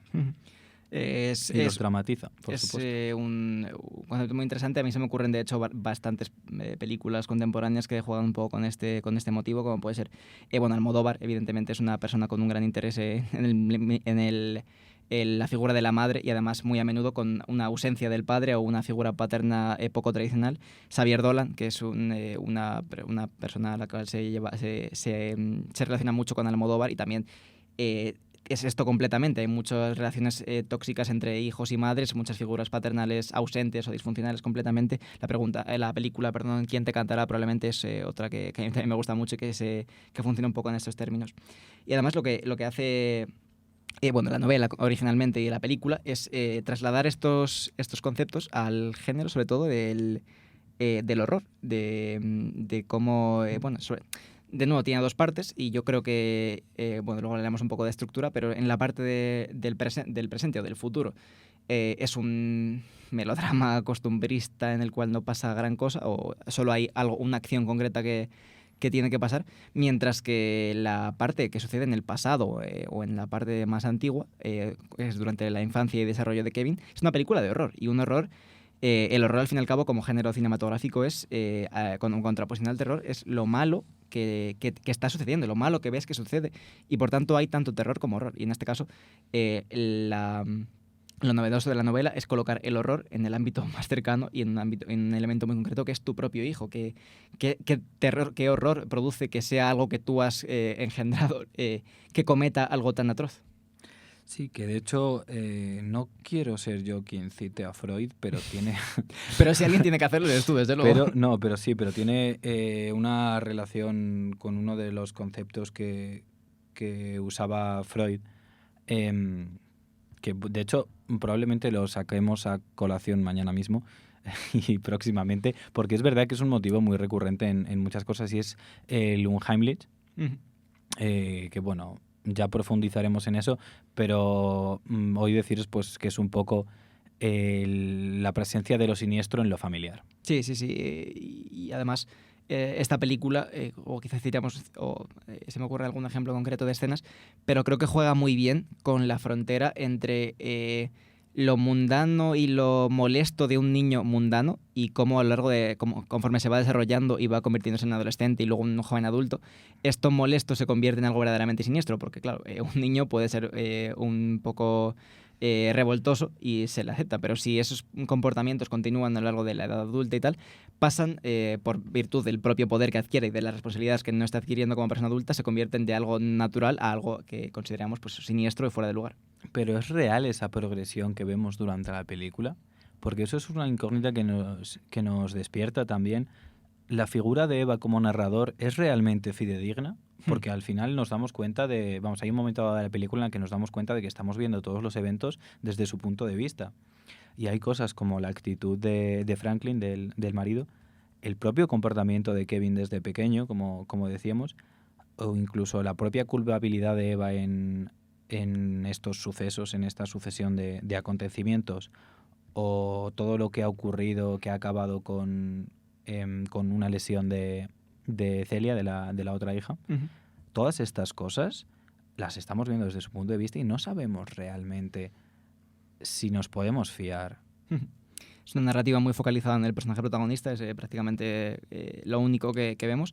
Pero bueno, si aceptamos tomar esta narrativa, que es lo que vamos a hacer a partir de este momento, vamos a hablar de ella en términos de, evidentemente, la protagonista llamada Eva, y vamos a escuchar un primer fragmento en la cual entenderemos un poco la esencia de cuál es su relación con Kevin, al menos durante los primeros años de su vida, y de cómo durante estos momentos ya empieza a desarrollarse un odio muy intenso. Vale, vamos a repasar los números. ¿Qué va detrás del 3? 9. ¿Qué va detrás del 7? 71. 1, 2, 3, 4, 5, 6, 7, 8, 9, 10, 11, 12, 13, 14, 15, 16, 17, 18, 19, 20, 21, 22, 23, 24, 25, 26, 27, 28, 29, 30, 31, 32, 33, 34, 35, 36, 37, 38, 39, 40, 41, 42, 43, 44, 45, 46, 47, 48, 49, 50. ¿Qué? ¿Lo dejamos ya? Escuchábamos al adorable Kevin. Será mamón. Un poco. Pero es una de las primeras escenas de Kevin, muy niño, en la cual tiene un diálogo como tal. Pero ya desde la primera escena que comparten o que tienen una interacción a solas, vemos que Kevin parece verdaderamente tener un resentimiento innato hacia su madre. Al menos esa es la sensación que nos da desde la perspectiva de la propia Eva. Y en esta, bueno, esto es un ejemplo muy bueno de cómo esta relación se basa en un odio mutuo. No, quizás luego matizaremos un poco el personaje de Eva, pero lo que está claro es que ella también demuestra ese odio hacia su hijo. No es algo que sencillamente sea unilateral. Sí, de hecho a lo largo de toda la película hay un paralelismo muy claro entre Eva y Kevin. De hecho, se hace evidente con un plano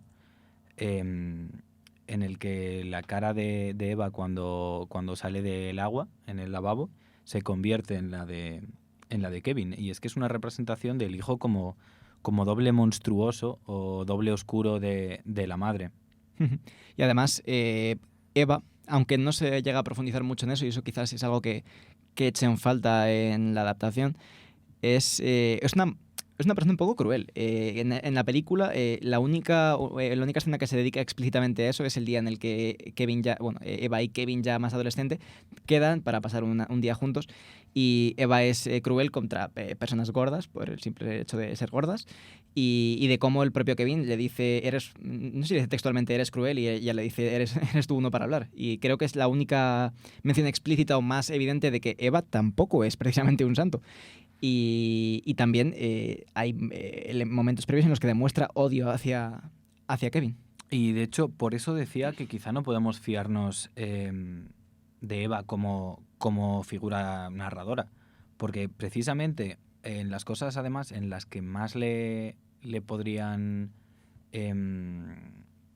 más podrían tener que ver con ella, como su propia culpabilidad, pues claro, se ve mucho más latente. Y creo que precisamente es una buena decisión el solo haberlo sugerido con esa escena, una buena decisión de la directora, porque además me parece que también todo esto bebe de la novela original, que recordemos que eran cartas de Eva a Franklin que iban rememorando pues distintos puntos de sus vidas.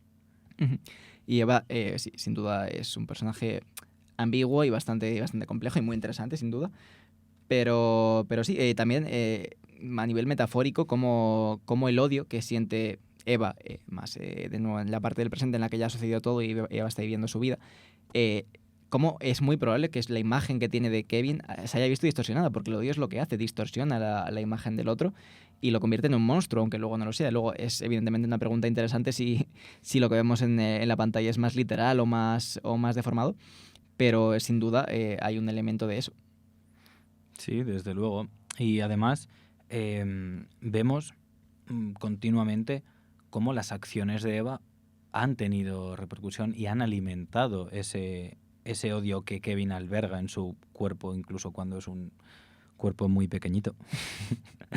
Sí. Y es que sí, realmente vemos cómo el deseo de control excesivo que tiene Eva lleva a Kevin a ser el contrapunto, sencillamente. Y es que es vapuleada Eva una y otra vez por la sensación de desorden e incontrolabilidad que Kevin transmite. Pero no solo eso, sino que incluso se transmite con imágenes, como puede ser con los flashbacks de la tomatina, o cuando el propio Kevin vandaliza el estudio que se había preparado Eva, o incluso con el parto, incluso con la escena del parto. Y es que el propio Kevin funciona como una representación de esos excesos del cuerpo y esa negación del control materno, y rechaza también el transformarse a través de la educación como pretende Eva, que ya ni siquiera es a través de la educación, sino del control más férreo. Y Kevin es un poco, pues eso, la postura anárquica que quiere rebelarse contra todo eso. Y también hay un elemento, una escena bastante breve en la cual entra en juego un elemento de medicalismo, de que Kevin se escapa tanto del control de Eva, que Eva directamente está casi deseosa de tacharlo de autista, de decir que algo debe estar mal. Y es de nuevo una demostración de la falta de sensibilidad de Eva, de cómo afronta estos temas de forma fría y bastante capacitista. Y quizá de querer eximirse de culpa. Y de querer exactamente eximirse de culpa, que bueno, con un asunto que no vamos a entrar a hablar porque ni somos las personas ni tenemos el tiempo, pero de cómo construyes un modelo válido de persona neuroconvergente y neurotípica, y cómo simplemente lanzando la etiqueta de autista podrías lavarte las manos y decir de aceptar que vale, no es normal o no es lo que yo quería, pero es por un motivo concreto. Y me parece una inclusión muy breve, pero que nos da información muy relevante tanto del personaje como de la dinámica, como de un poco sobre el tema del que habla la película. Sí, que no es solo, es lo que decías, no es solo justificarlo, sino es además lavarte las manos al respecto. Y también lo que mencionabas antes del embarazo, que queda muy claro como es algo que para ella le pone su vida patas arriba, cuando en el segundo embarazo se niega a decírselo a su marido, y de hecho es el propio Kevin, una vez más, llevando el caos a su vida, el que llama la atención sobre esto. Y como el embarazo y el parto se convierte en algo que genera caos y que genera algo negativo. Y volviendo a eso que decíamos, que desde el primer momento el vínculo de Eva y Kevin es muy fuerte, por mucho que sea negativo, y cómo los dos retroalimentan su odio el uno por el otro continuamente. También cabe destacar que Kevin, siendo una amenaza constante de violencia, porque lo es en la vida de su madre, también suscita una violencia cómplice en Eva, que además vemos continuamente reprimida, y la vemos reprimida también en la figura de Celia, en la figura de la hermana la pequeña de Kevin. La hermana, bueno, de la cual hablaremos seguramente más adelante, pero cómo se convierte en el objeto también de la violencia y en la potencial víctima de esta violencia. Y en términos de la violencia que se genera a través del odio, podemos hablar de nuevo de cómo el odio de Eva hacia Kevin también tiene su repercusión, su consecuencia. Sobre todo estoy pensando en el ejemplo más claro de la infancia de Kevin, que es cuando le rompe el brazo, cuando por accidente, agresión, violencia, por un enfado que tiene ella, acaba lanzándolo contra una mesa y tiene que llevarlo al hospital. Sí, y es que es un poco lo que venía diciendo ahora de esa represión de la violencia, una autorrepresión, un cohibirse, y que evidentemente no es eterno. No puedes hacerlo permanentemente, en algún momento vas a explotar. Y también es interesante cómo Kevin, siendo niño, lleva a su madre, que en teoría, que se ve que es una persona adulta, muy responsable, muy seria, y en un punto de la película hace que reaccione como un niño haciéndole burla, y me parece que es algo a la vez que tiene un punto cómico, pero que es muy interesante ver cómo Kevin tiene tanto poder sobre Eva que es capaz de hacerle bajar a su nivel con tan solo hacer que le odie como lo diría un niño. Es que al final son pulsiones viscerales. Sí, claro. Estamos hablando de una pulsión visceral, entonces, por supuesto, es como una emoción humana llevada al límite. E independientemente de tu edad, pues es que esas cosas joden, coño. Bueno, pero también en qué consiste o por qué, o intentando entender el odio de Kevin más en concreto, ¿qué es lo que hace Kevin? Porque Kevin lo que parece buscar es generar el mayor daño posible a Eva, o al menos esa es la sensación que me da a mí. Y tengo la sensación de que esa violencia responde al intento o del personaje de Kevin a intentar destruir lo máximo posible. Ya hemos dicho antes que uno de los mayores ataques que tiene contra Eva siendo niño es destruir su habitación, algo que le es muy valioso para ella, algo que es su espacio, al final es invadir su espacio. Sí, es vandalizar un espacio propio, que como decía Virginia Woolf, pues todos tenemos necesidad de un espacio propio, ¿no? Y precisamente esa vandalización es que es una declaración de intenciones como mínimo. Pero ahora que sacas a colación los espacios, decir que a lo largo de la película hay muchos espacios con una gran importancia que no podemos pasar por alto. Y es, por ejemplo, el propio hogar, más allá de este cuarto que acaban vandalizando. La casa en sí misma suele estar en un perfecto orden. Y esto contrasta con el desorden que vemos en el mundo exterior. Y pero el espacio más importante, lo que verdaderamente quiero destacar y donde quiero detenerme un poquito más, es que en el hall del pabellón donde tiene lugar el meollo, donde tiene lugar la masacre, básicamente, hay dos carteles que dicen Pride and Focus, orgullo y concentración. Y es muy importante este espacio, porque Kevin, a pesar de estar haciendo algo malo, está asumiendo estos dos valores americanos. Putos yanquis. Básicamente. No, sí, pero en sus actos es que verdaderamente es algo que está que está llevando a la práctica, y no solo por eso. O sea, no es que me lo invente yo. Es que también vemos como los colores, tanto rojo como azul como blanco, son predominantes a lo largo de la película. Y esos son los colores, sorpresa, de la bandera estadounidense. Y otro momento muy sutil, que igual se te escapa si ves la película, es que cuando está preparando la masacre, se lo está vendiendo como que va a venderle candados a sus colegas y su padre le dice, como Donald Trump, es como sutil, ¿sabes? Pero sí, y de nuevo, la precisión, o sea, los dos elementos, la concentración y el orgullo, sobre todo la concentración, se relacionan con la principal obsesión que tiene Kevin a partir de su más tierna infancia, que es la arquería, que luego se convierte en lo que utiliza para cometer este acto atroz. Y creo que podemos hablar de Kevin como un personaje muy complicado, pero que hay algo que podemos inferir de él, que es que, de nuevo, él finge no tener objetivo, o al menos cuando...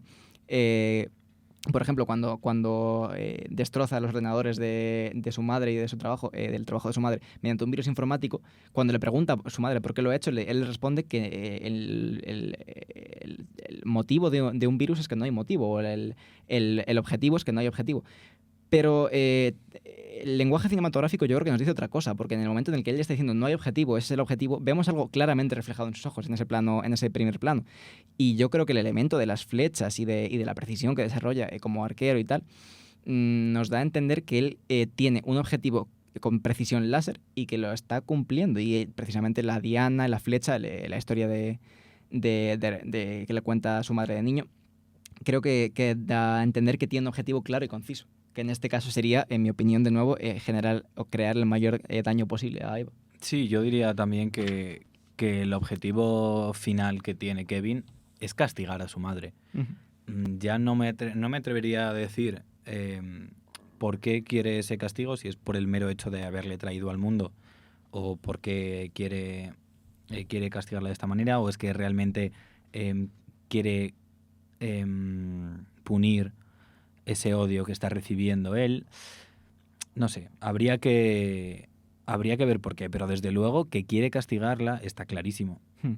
De hecho, bueno, por si alguien ha visto la película y sigue escuchando por algún motivo y no ha quedado claro ya, lo que hace Kevin en el clímax de la parte de su historia es cometer una masacre en su propio instituto.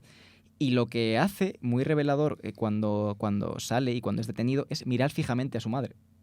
Incluso cuando está siendo detenido tiene una calma absolutamente pasmosa y está mirándola fijamente como dejándole claro a toda la gente que está mirando que ella tiene algo que ver. Y de hecho lo que consigue es que un par de años después, creo que es cuando sucede el resto de la trama, ella es odiada por su comunidad y siente el odio de personas mundanas, como gente que le abofetea en la calle, que le golpea en la calle por creer que tiene la culpa de lo que hizo su hijo.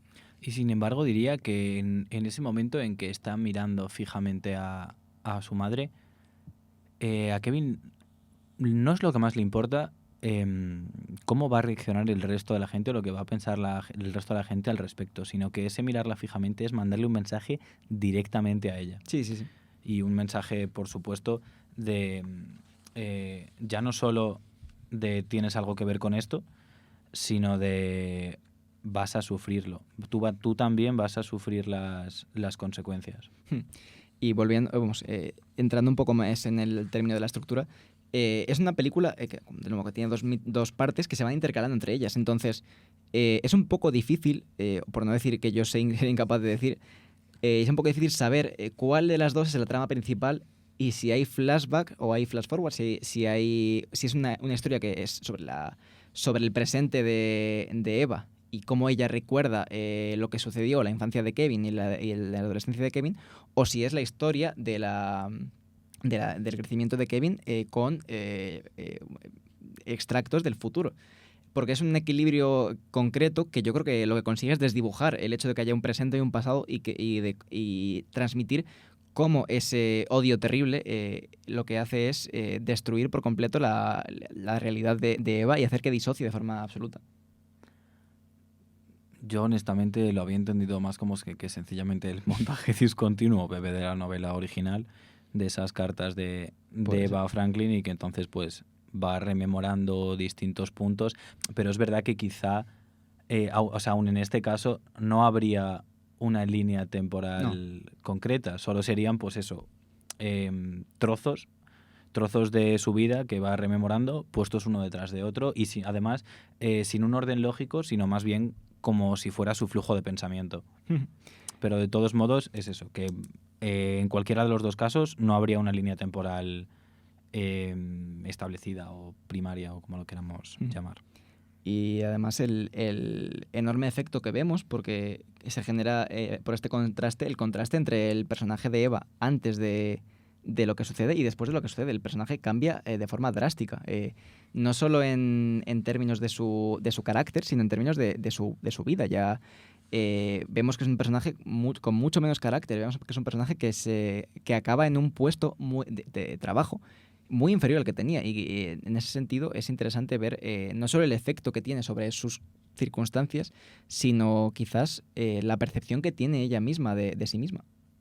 Sí, y además me gusta que relacionado con esto, en esa fragmentación en flashbacks se van mostrando las decisiones que va tomando Eva y se van mostrando sus consecuencias permanentemente. Y no solo sus consecuencias, sino también las limitaciones que tenía Eva a la hora de tomarlas. Y muchas veces esto se hace a través de espacios públicos o institucionales, pero que están planteados un poco como si fueran sets. Y con esto me refiero tanto a la prisión como al pabellón, como al hospital, al supermercado, todos ellos. Y también no solo los espacios, sino la presencia de otra gente, de gente externa. Lo que hace Kevin, sobre todo a raíz del incidente en el que Eva le rompe el brazo, es utilizar esa información como un poder que tiene sobre ella. Y entonces lo que hace es instrumentalizar la opinión de otra gente, concretamente del padre de Franklin, pero también incluso vemos de la propia enfermera que la tiene en el hospital, como una especie de amenaza velada que dirige hacia ella, en el sentido de has metido la pata y ahora tengo algo que tiene poder sobre ti. Sí, ahora te tengo agarrada por los huevos, básicamente. Sí, pero evitando decir eso. Pero sí, y de nuevo, Kevin demuestra esto siendo un niño pequeño, o quizá no tan pequeño, un niño, pero lo que hace es que conforme va creciendo, su poder se acrecenta y se da un desarrollo de una relación muy interesante que, por ejemplo, podemos ver cómo primero las flechas son de plástico y son flechas de ventosa, y cómo cuando tiene flechas de ventosa dispara hacia su madre, y en el siguiente plano son flechas de verdad. Entonces son la progresión de flechas que le darías a un niño y las que puede manejar un Kevin adulto con, no sé cuántos años tendría, 16 o 17 años, y cómo que quizá el mensaje que nos da es que Kevin no se hace más malvado, sino que va adquiriendo más poder. Va teniendo los medios para llevar a cabo o poner en práctica su mal o su odio con mayor éxito.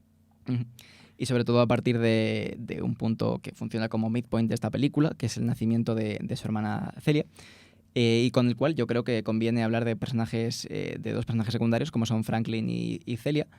Y vamos a hacerlo escuchando un breve fragmento de cómo funcionan como contrapunto a todo esto que estamos hablando. Si vas a ir al baile, tendrás que saber bailar como una princesa, ¿no?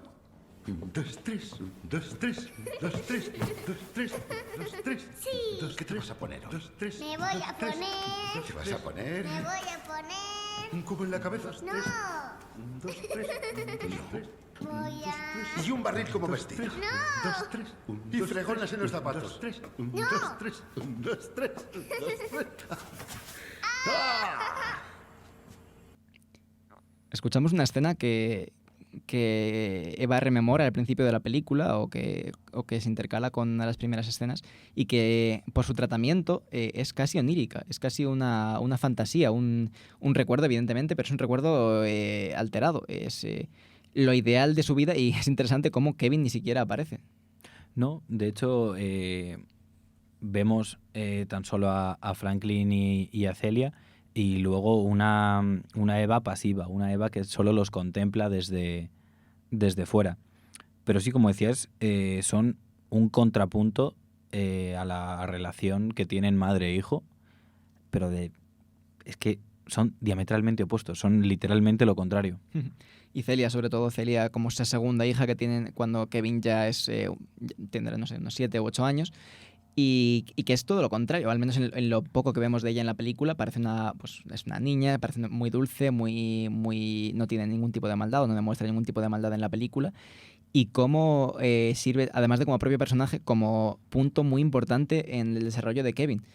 Porque Kevin hasta ese punto estaba tolerado como quizás por debajo de lo siniestro, quizás por debajo del horror, porque no tenía el poder suficiente para hacer daño real a sus padres. Sin embargo, a partir de ese momento, conforme ya empieza a considerarse, cuando ya tiene un hermano pequeño, comienza a considerarse un adulto y ya va desarrollando su poder, y además ahora hay una víctima cercana a la que sí que puede hacer daño. Y entonces ya es cuando Kevin pasa de veladamente horrorífico a verdaderamente horrorífico.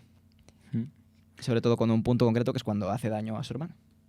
Sí, de hecho, a mí también como decía antes, lo que me gusta en Celia es que se ve en ciertos momentos, juraría que es una escena en la que no sé si está jugando con unas muñecas o no recuerdo ahora exactamente, pero hay un momento dado en que podemos observar cómo Celia realmente no estaría tan lejos de Kevin si no fuera porque reproduce el mismo comportamiento de su madre de reprimir esos instintos, reprimir esas pulsiones viscerales de las que llevamos hablando todo este tiempo. Y es que Kevin realmente no es distinto de su madre, pero no tiene cortapisas. Sí, también entra en juego el personaje de Franklin. Hay un elemento muy importante de género en esta película, no es ninguna sorpresa, pero es muy, muy obvio que la relación que tienen Franklin y Kevin es una relación de padre e hijo, digamos, como se observa clásicamente, relación de el padre que juega con él a juegos de fuerza, el padre que juega con él a videojuegos, que son más tradicionalmente asociados a varones, el padre que tiene una relación más cercana porque no solo le da regalos, sino que sus regalos están relacionados con algo que consideramos bastante guay, que es la arquería, pero además es una acción violenta, un deporte relacionado con el poder y con la masculinidad. Y entonces, muy a menudo, Franklin funciona también como esta herramienta que Kevin es capaz de utilizar por virtud de tener una relación muy buena con él. Tienen una muy buena relación y, sin embargo, el núcleo familiar no es el ideal. ¿Y cuál es el origen de la problemática? Porque evidentemente vemos que la razón quizá es querer simplificar demasiado las cosas, ¿no? Pero podemos querer entender que las acciones de Kevin se llevan a cabo precisamente condicionadas por su situación familiar. Pero ¿cuál es el origen de la problemática de la situación familiar? ¿Es una falta de comunicación? ¿Un fracaso al exteriorizar sentimientos? ¿Cuál es? Y luego la relación de Eva y Franklin, que no es particularmente negativa, es más bien ambigua, pero sí que vemos cómo se va desarrollando y cómo se va emponzoñando. Y nos da, yo creo, la narrativa, nos genera la duda de si es el desarrollo que habría tenido la relación de forma natural, si es por la influencia de Kevin, por todas las maldades que hace y cómo afecta a Eva, o si es una mezcla de ambas, o si ninguna de las opciones es cierta, pero yo creo que un poco en esos derroteros se mueve. Sí, es cierto. Hay muchas veces que vemos además cierta lejanía o cierta frialdad y, claro, tenemos que pensar primero que lo estamos viendo desde el punto de vista de Eva, una vez más tenemos que tener eso en mente, pero luego también tenemos que plantearnos la duda precisamente sí, de a partir de qué momento ha sido eso. Si era así desde el principio o ha tenido algo que ver pues todo lo que ocurrió a partir del nacimiento del primer hijo. Y también hablando de contrapuntos, la película transmite, o creo que tiene un par de momentos en los que hace un truco de tener por un momento el odio para luego notar más el contrapunto, concretamente a nivel de escena. En una de las primeras escenas en la que Eva está lanzando la pelota a Kevin para ver qué tal reacciona, es muy pequeño todavía, para ver, digamos, sus capacidades motrices y tal, y Kevin no está haciendo caso, así que Eva vuelve a intentarlo, y en una ocasión Kevin lo hace, y en la siguiente ya no. Y es una forma de manipulación casi a nivel psicológico de darle una alegría para luego darle una decepción aún más grande, que te demuestra que Kevin a nivel instintivo tiene dotes de manipulación. Y luego el otro contrapunto que hay en la relación de Eva y Kevin es la secuencia en la cual Kevin enferma y durante una noche prácticamente acepta a Eva a su lado, acepta a Eva como presencia protectora y de hecho rechaza a Franklin, que en ese momento se muestra como algo, o ellos lo entienden como algo positivo, que se inviertan los roles. Sí, al final son quizá atisbos de esperanza por pensar que se puede salvar esa relación, que no está abocada al fracaso necesariamente, pero son solo eso, espejismos. Al final son espejismos que se ven machacados y vapuleados y absolutamente destrozados por todo lo que viene después. Por la maldad de Kevin, y por la violencia que se establece entre ambos. Y de luego la relación, quizás el día es en el que tienen más tiempo para relacionarse entre ellos. Es una relación que creo que funciona muy bien en el sentido que es lo suficientemente ambigua como para que no sea explícito odio de forma constante, sino que sea una relación bastante más difícil de leer desde fuera. El día ese que están juntos, evidentemente es una relación negativa, pero no está tan alejada de lo que veríamos una relación realista entre un adolescente un poco edgy y su madre. Un poco. No. En ese día me da la sensación de que no está tan lejos de lo que sería.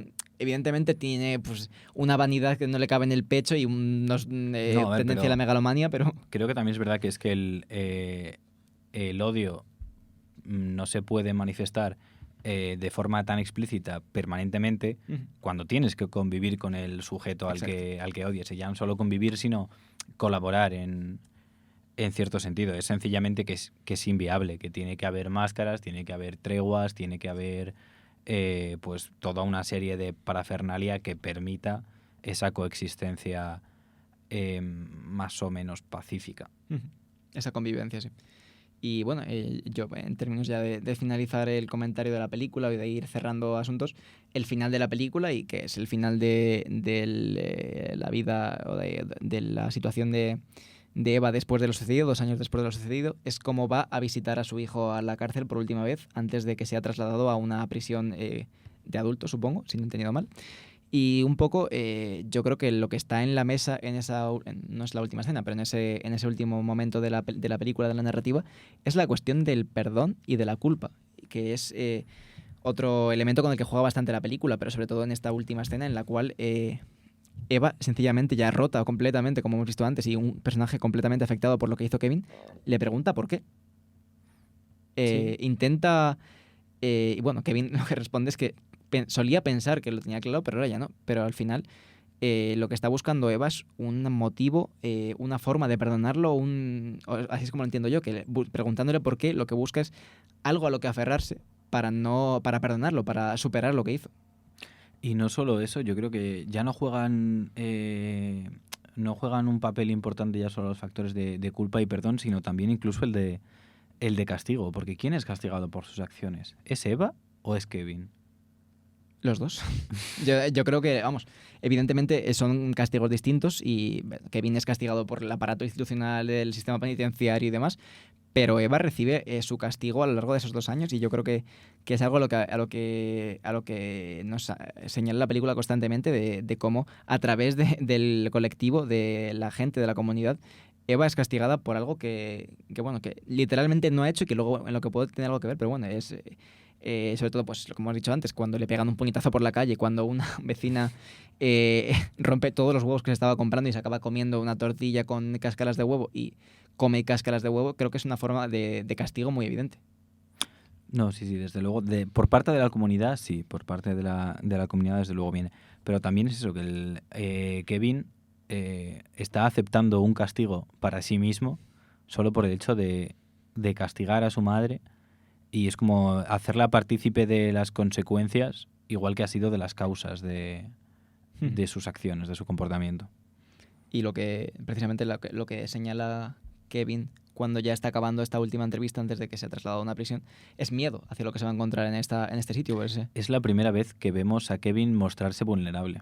Y con motivo, porque al fin y al cabo es un asesino ha asesinado a varios jóvenes, por no decir niños, 16 años, a varias personas. Son niños. Y es verdad que lo que dice él, en ese lugar le pueden dar una paliza, le pueden matar. Y es verdad que es algo que es relevante, porque Kevin parece que ha llegado tan lejos después de prácticamente toda su vida para castigar a su madre, pero en el último momento no está tan seguro de qué es lo que quería, no está tan seguro de estar satisfecho. Bueno, desde luego no es satisfecho, pero no está tan seguro de haberlo conseguido, o eso creo yo. No, desde luego no está tan seguro. Y cabe subrayar que We Need to Talk About Kevin es literalmente la historia de Edipo, pero desde el punto de vista de la madre.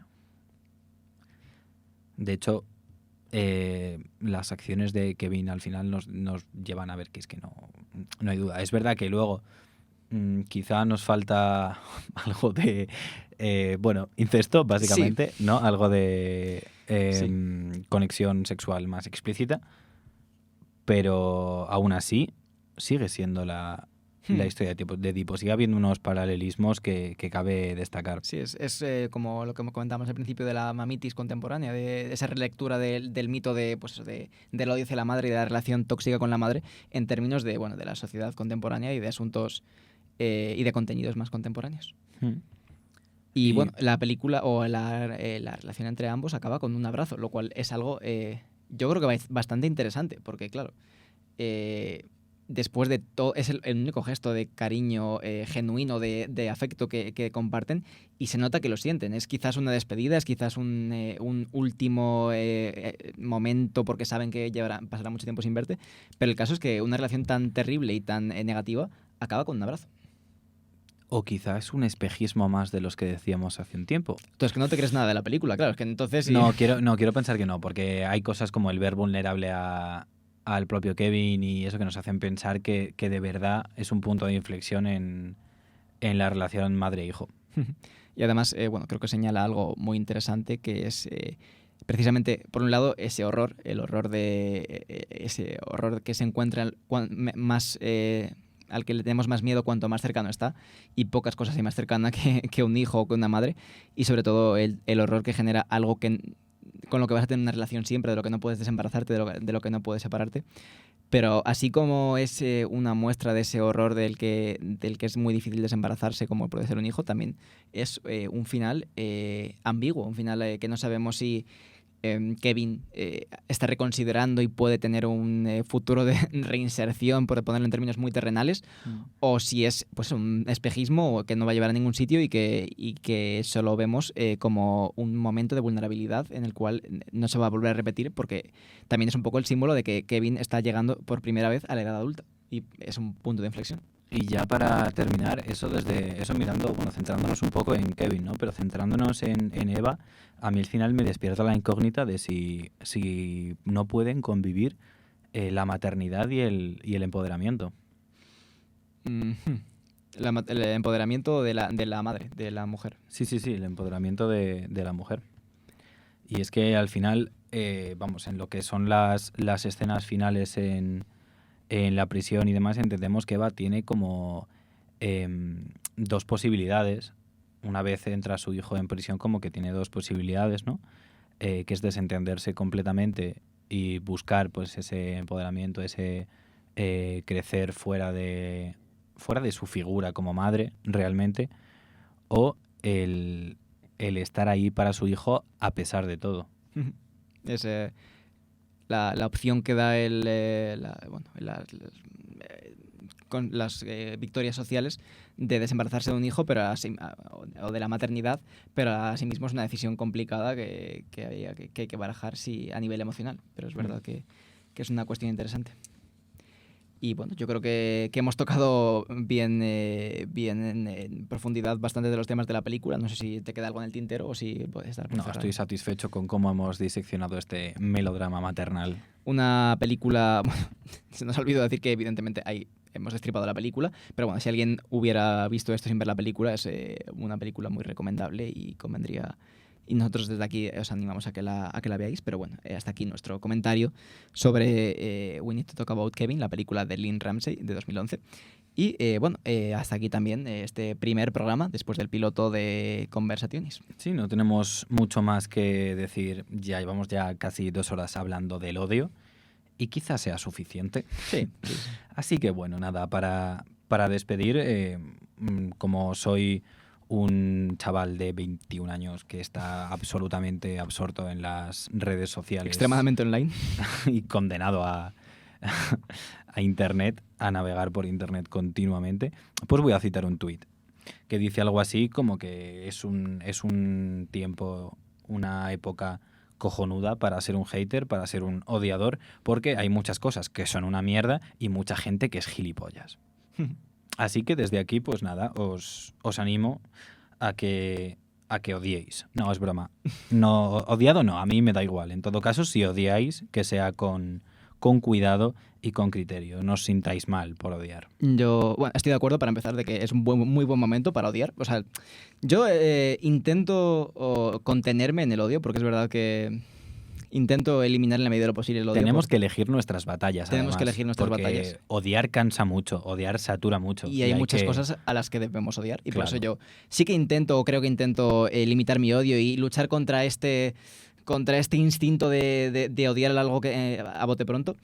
Pero es verdad que es muy buen momento para odiar. Y yo, no sé si hasta qué punto mejoraré esa última cita que traes, pero voy a cerrar mi intervención en este programa con otra también muy particular, que es la siguiente. La ira lleva al odio, el odio lleva al lado oscuro, y en el lado oscuro lo cojo y lo reviento, como dijo Emilio Delgado en Aquí no hay quien viva. Y con eso, creo que en mejores términos no puedo ceder mi palabra y despedirme en este programa sobre el odio. No podíamos acabar de mejor manera que con una cita de Emilio, la verdad. Así que nada, nos quedamos en territorio español y vamos a escuchar para despedirnos una canción un poquito de Tonti Pop, Leggings rotos, de Las Dianas, que bueno, como escucharéis a continuación, básicamente lo que hacen es desear el mal a alguien que nos ha hecho daño, porque tenemos todo el derecho del mundo a deseárselo. Así que nada, mañana podréis escucharnos en el mismo horario de 6 a 8 y en los mismos sitios. twitch.tv/conversacionespodcast y sintonizando en vuestra radio la 106.4 FM. Trataremos lo que podríamos considerar opuesto al tema de hoy, el amor.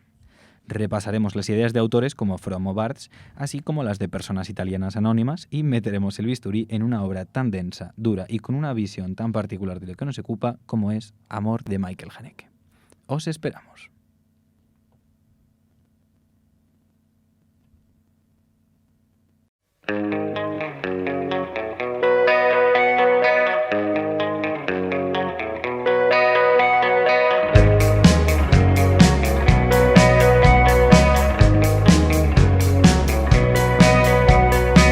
Me han dicho muchas veces que odiar está fatal, que el karma y el destino ya me la devolverán. Sé que es una puta mierda, pero no lo puedo evitar. Es que me das vergüenza solo con respirar. Me cambiaría de acera si te veo por ahí. Antes de tenerte cerca prefiero no salir. Si bajo la cabeza es porque no te quiero ver. A ver si pillas la indirecta de una puta vez. Yo no quiero decirte que te vaya todo genial, pero ojalá pises un Lego sin zapatos. Te llame tu ex borracho de fiesta, te des cuenta de que tienes los leggings rotos. Y ojalá encuentres al amor de tu vida y no le gusten las tías. Y ojalá, y que conste que no te deseo el mal.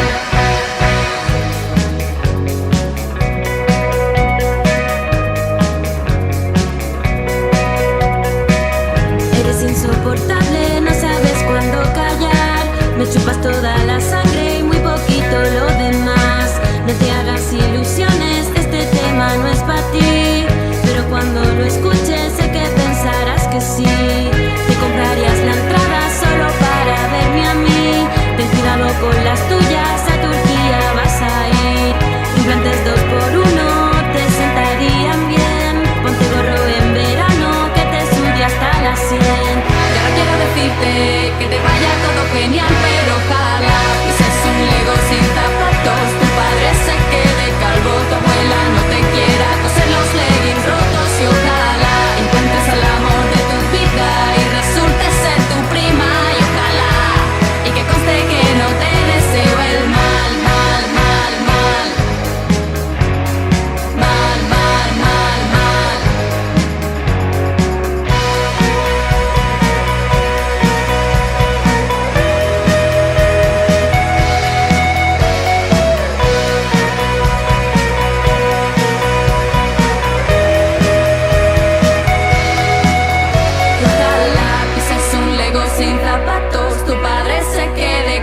tu abuela no te quiera coser los leggings rotos. Y ojalá encuentres al amor de tu vida y resulte ser tu prima. Y ojalá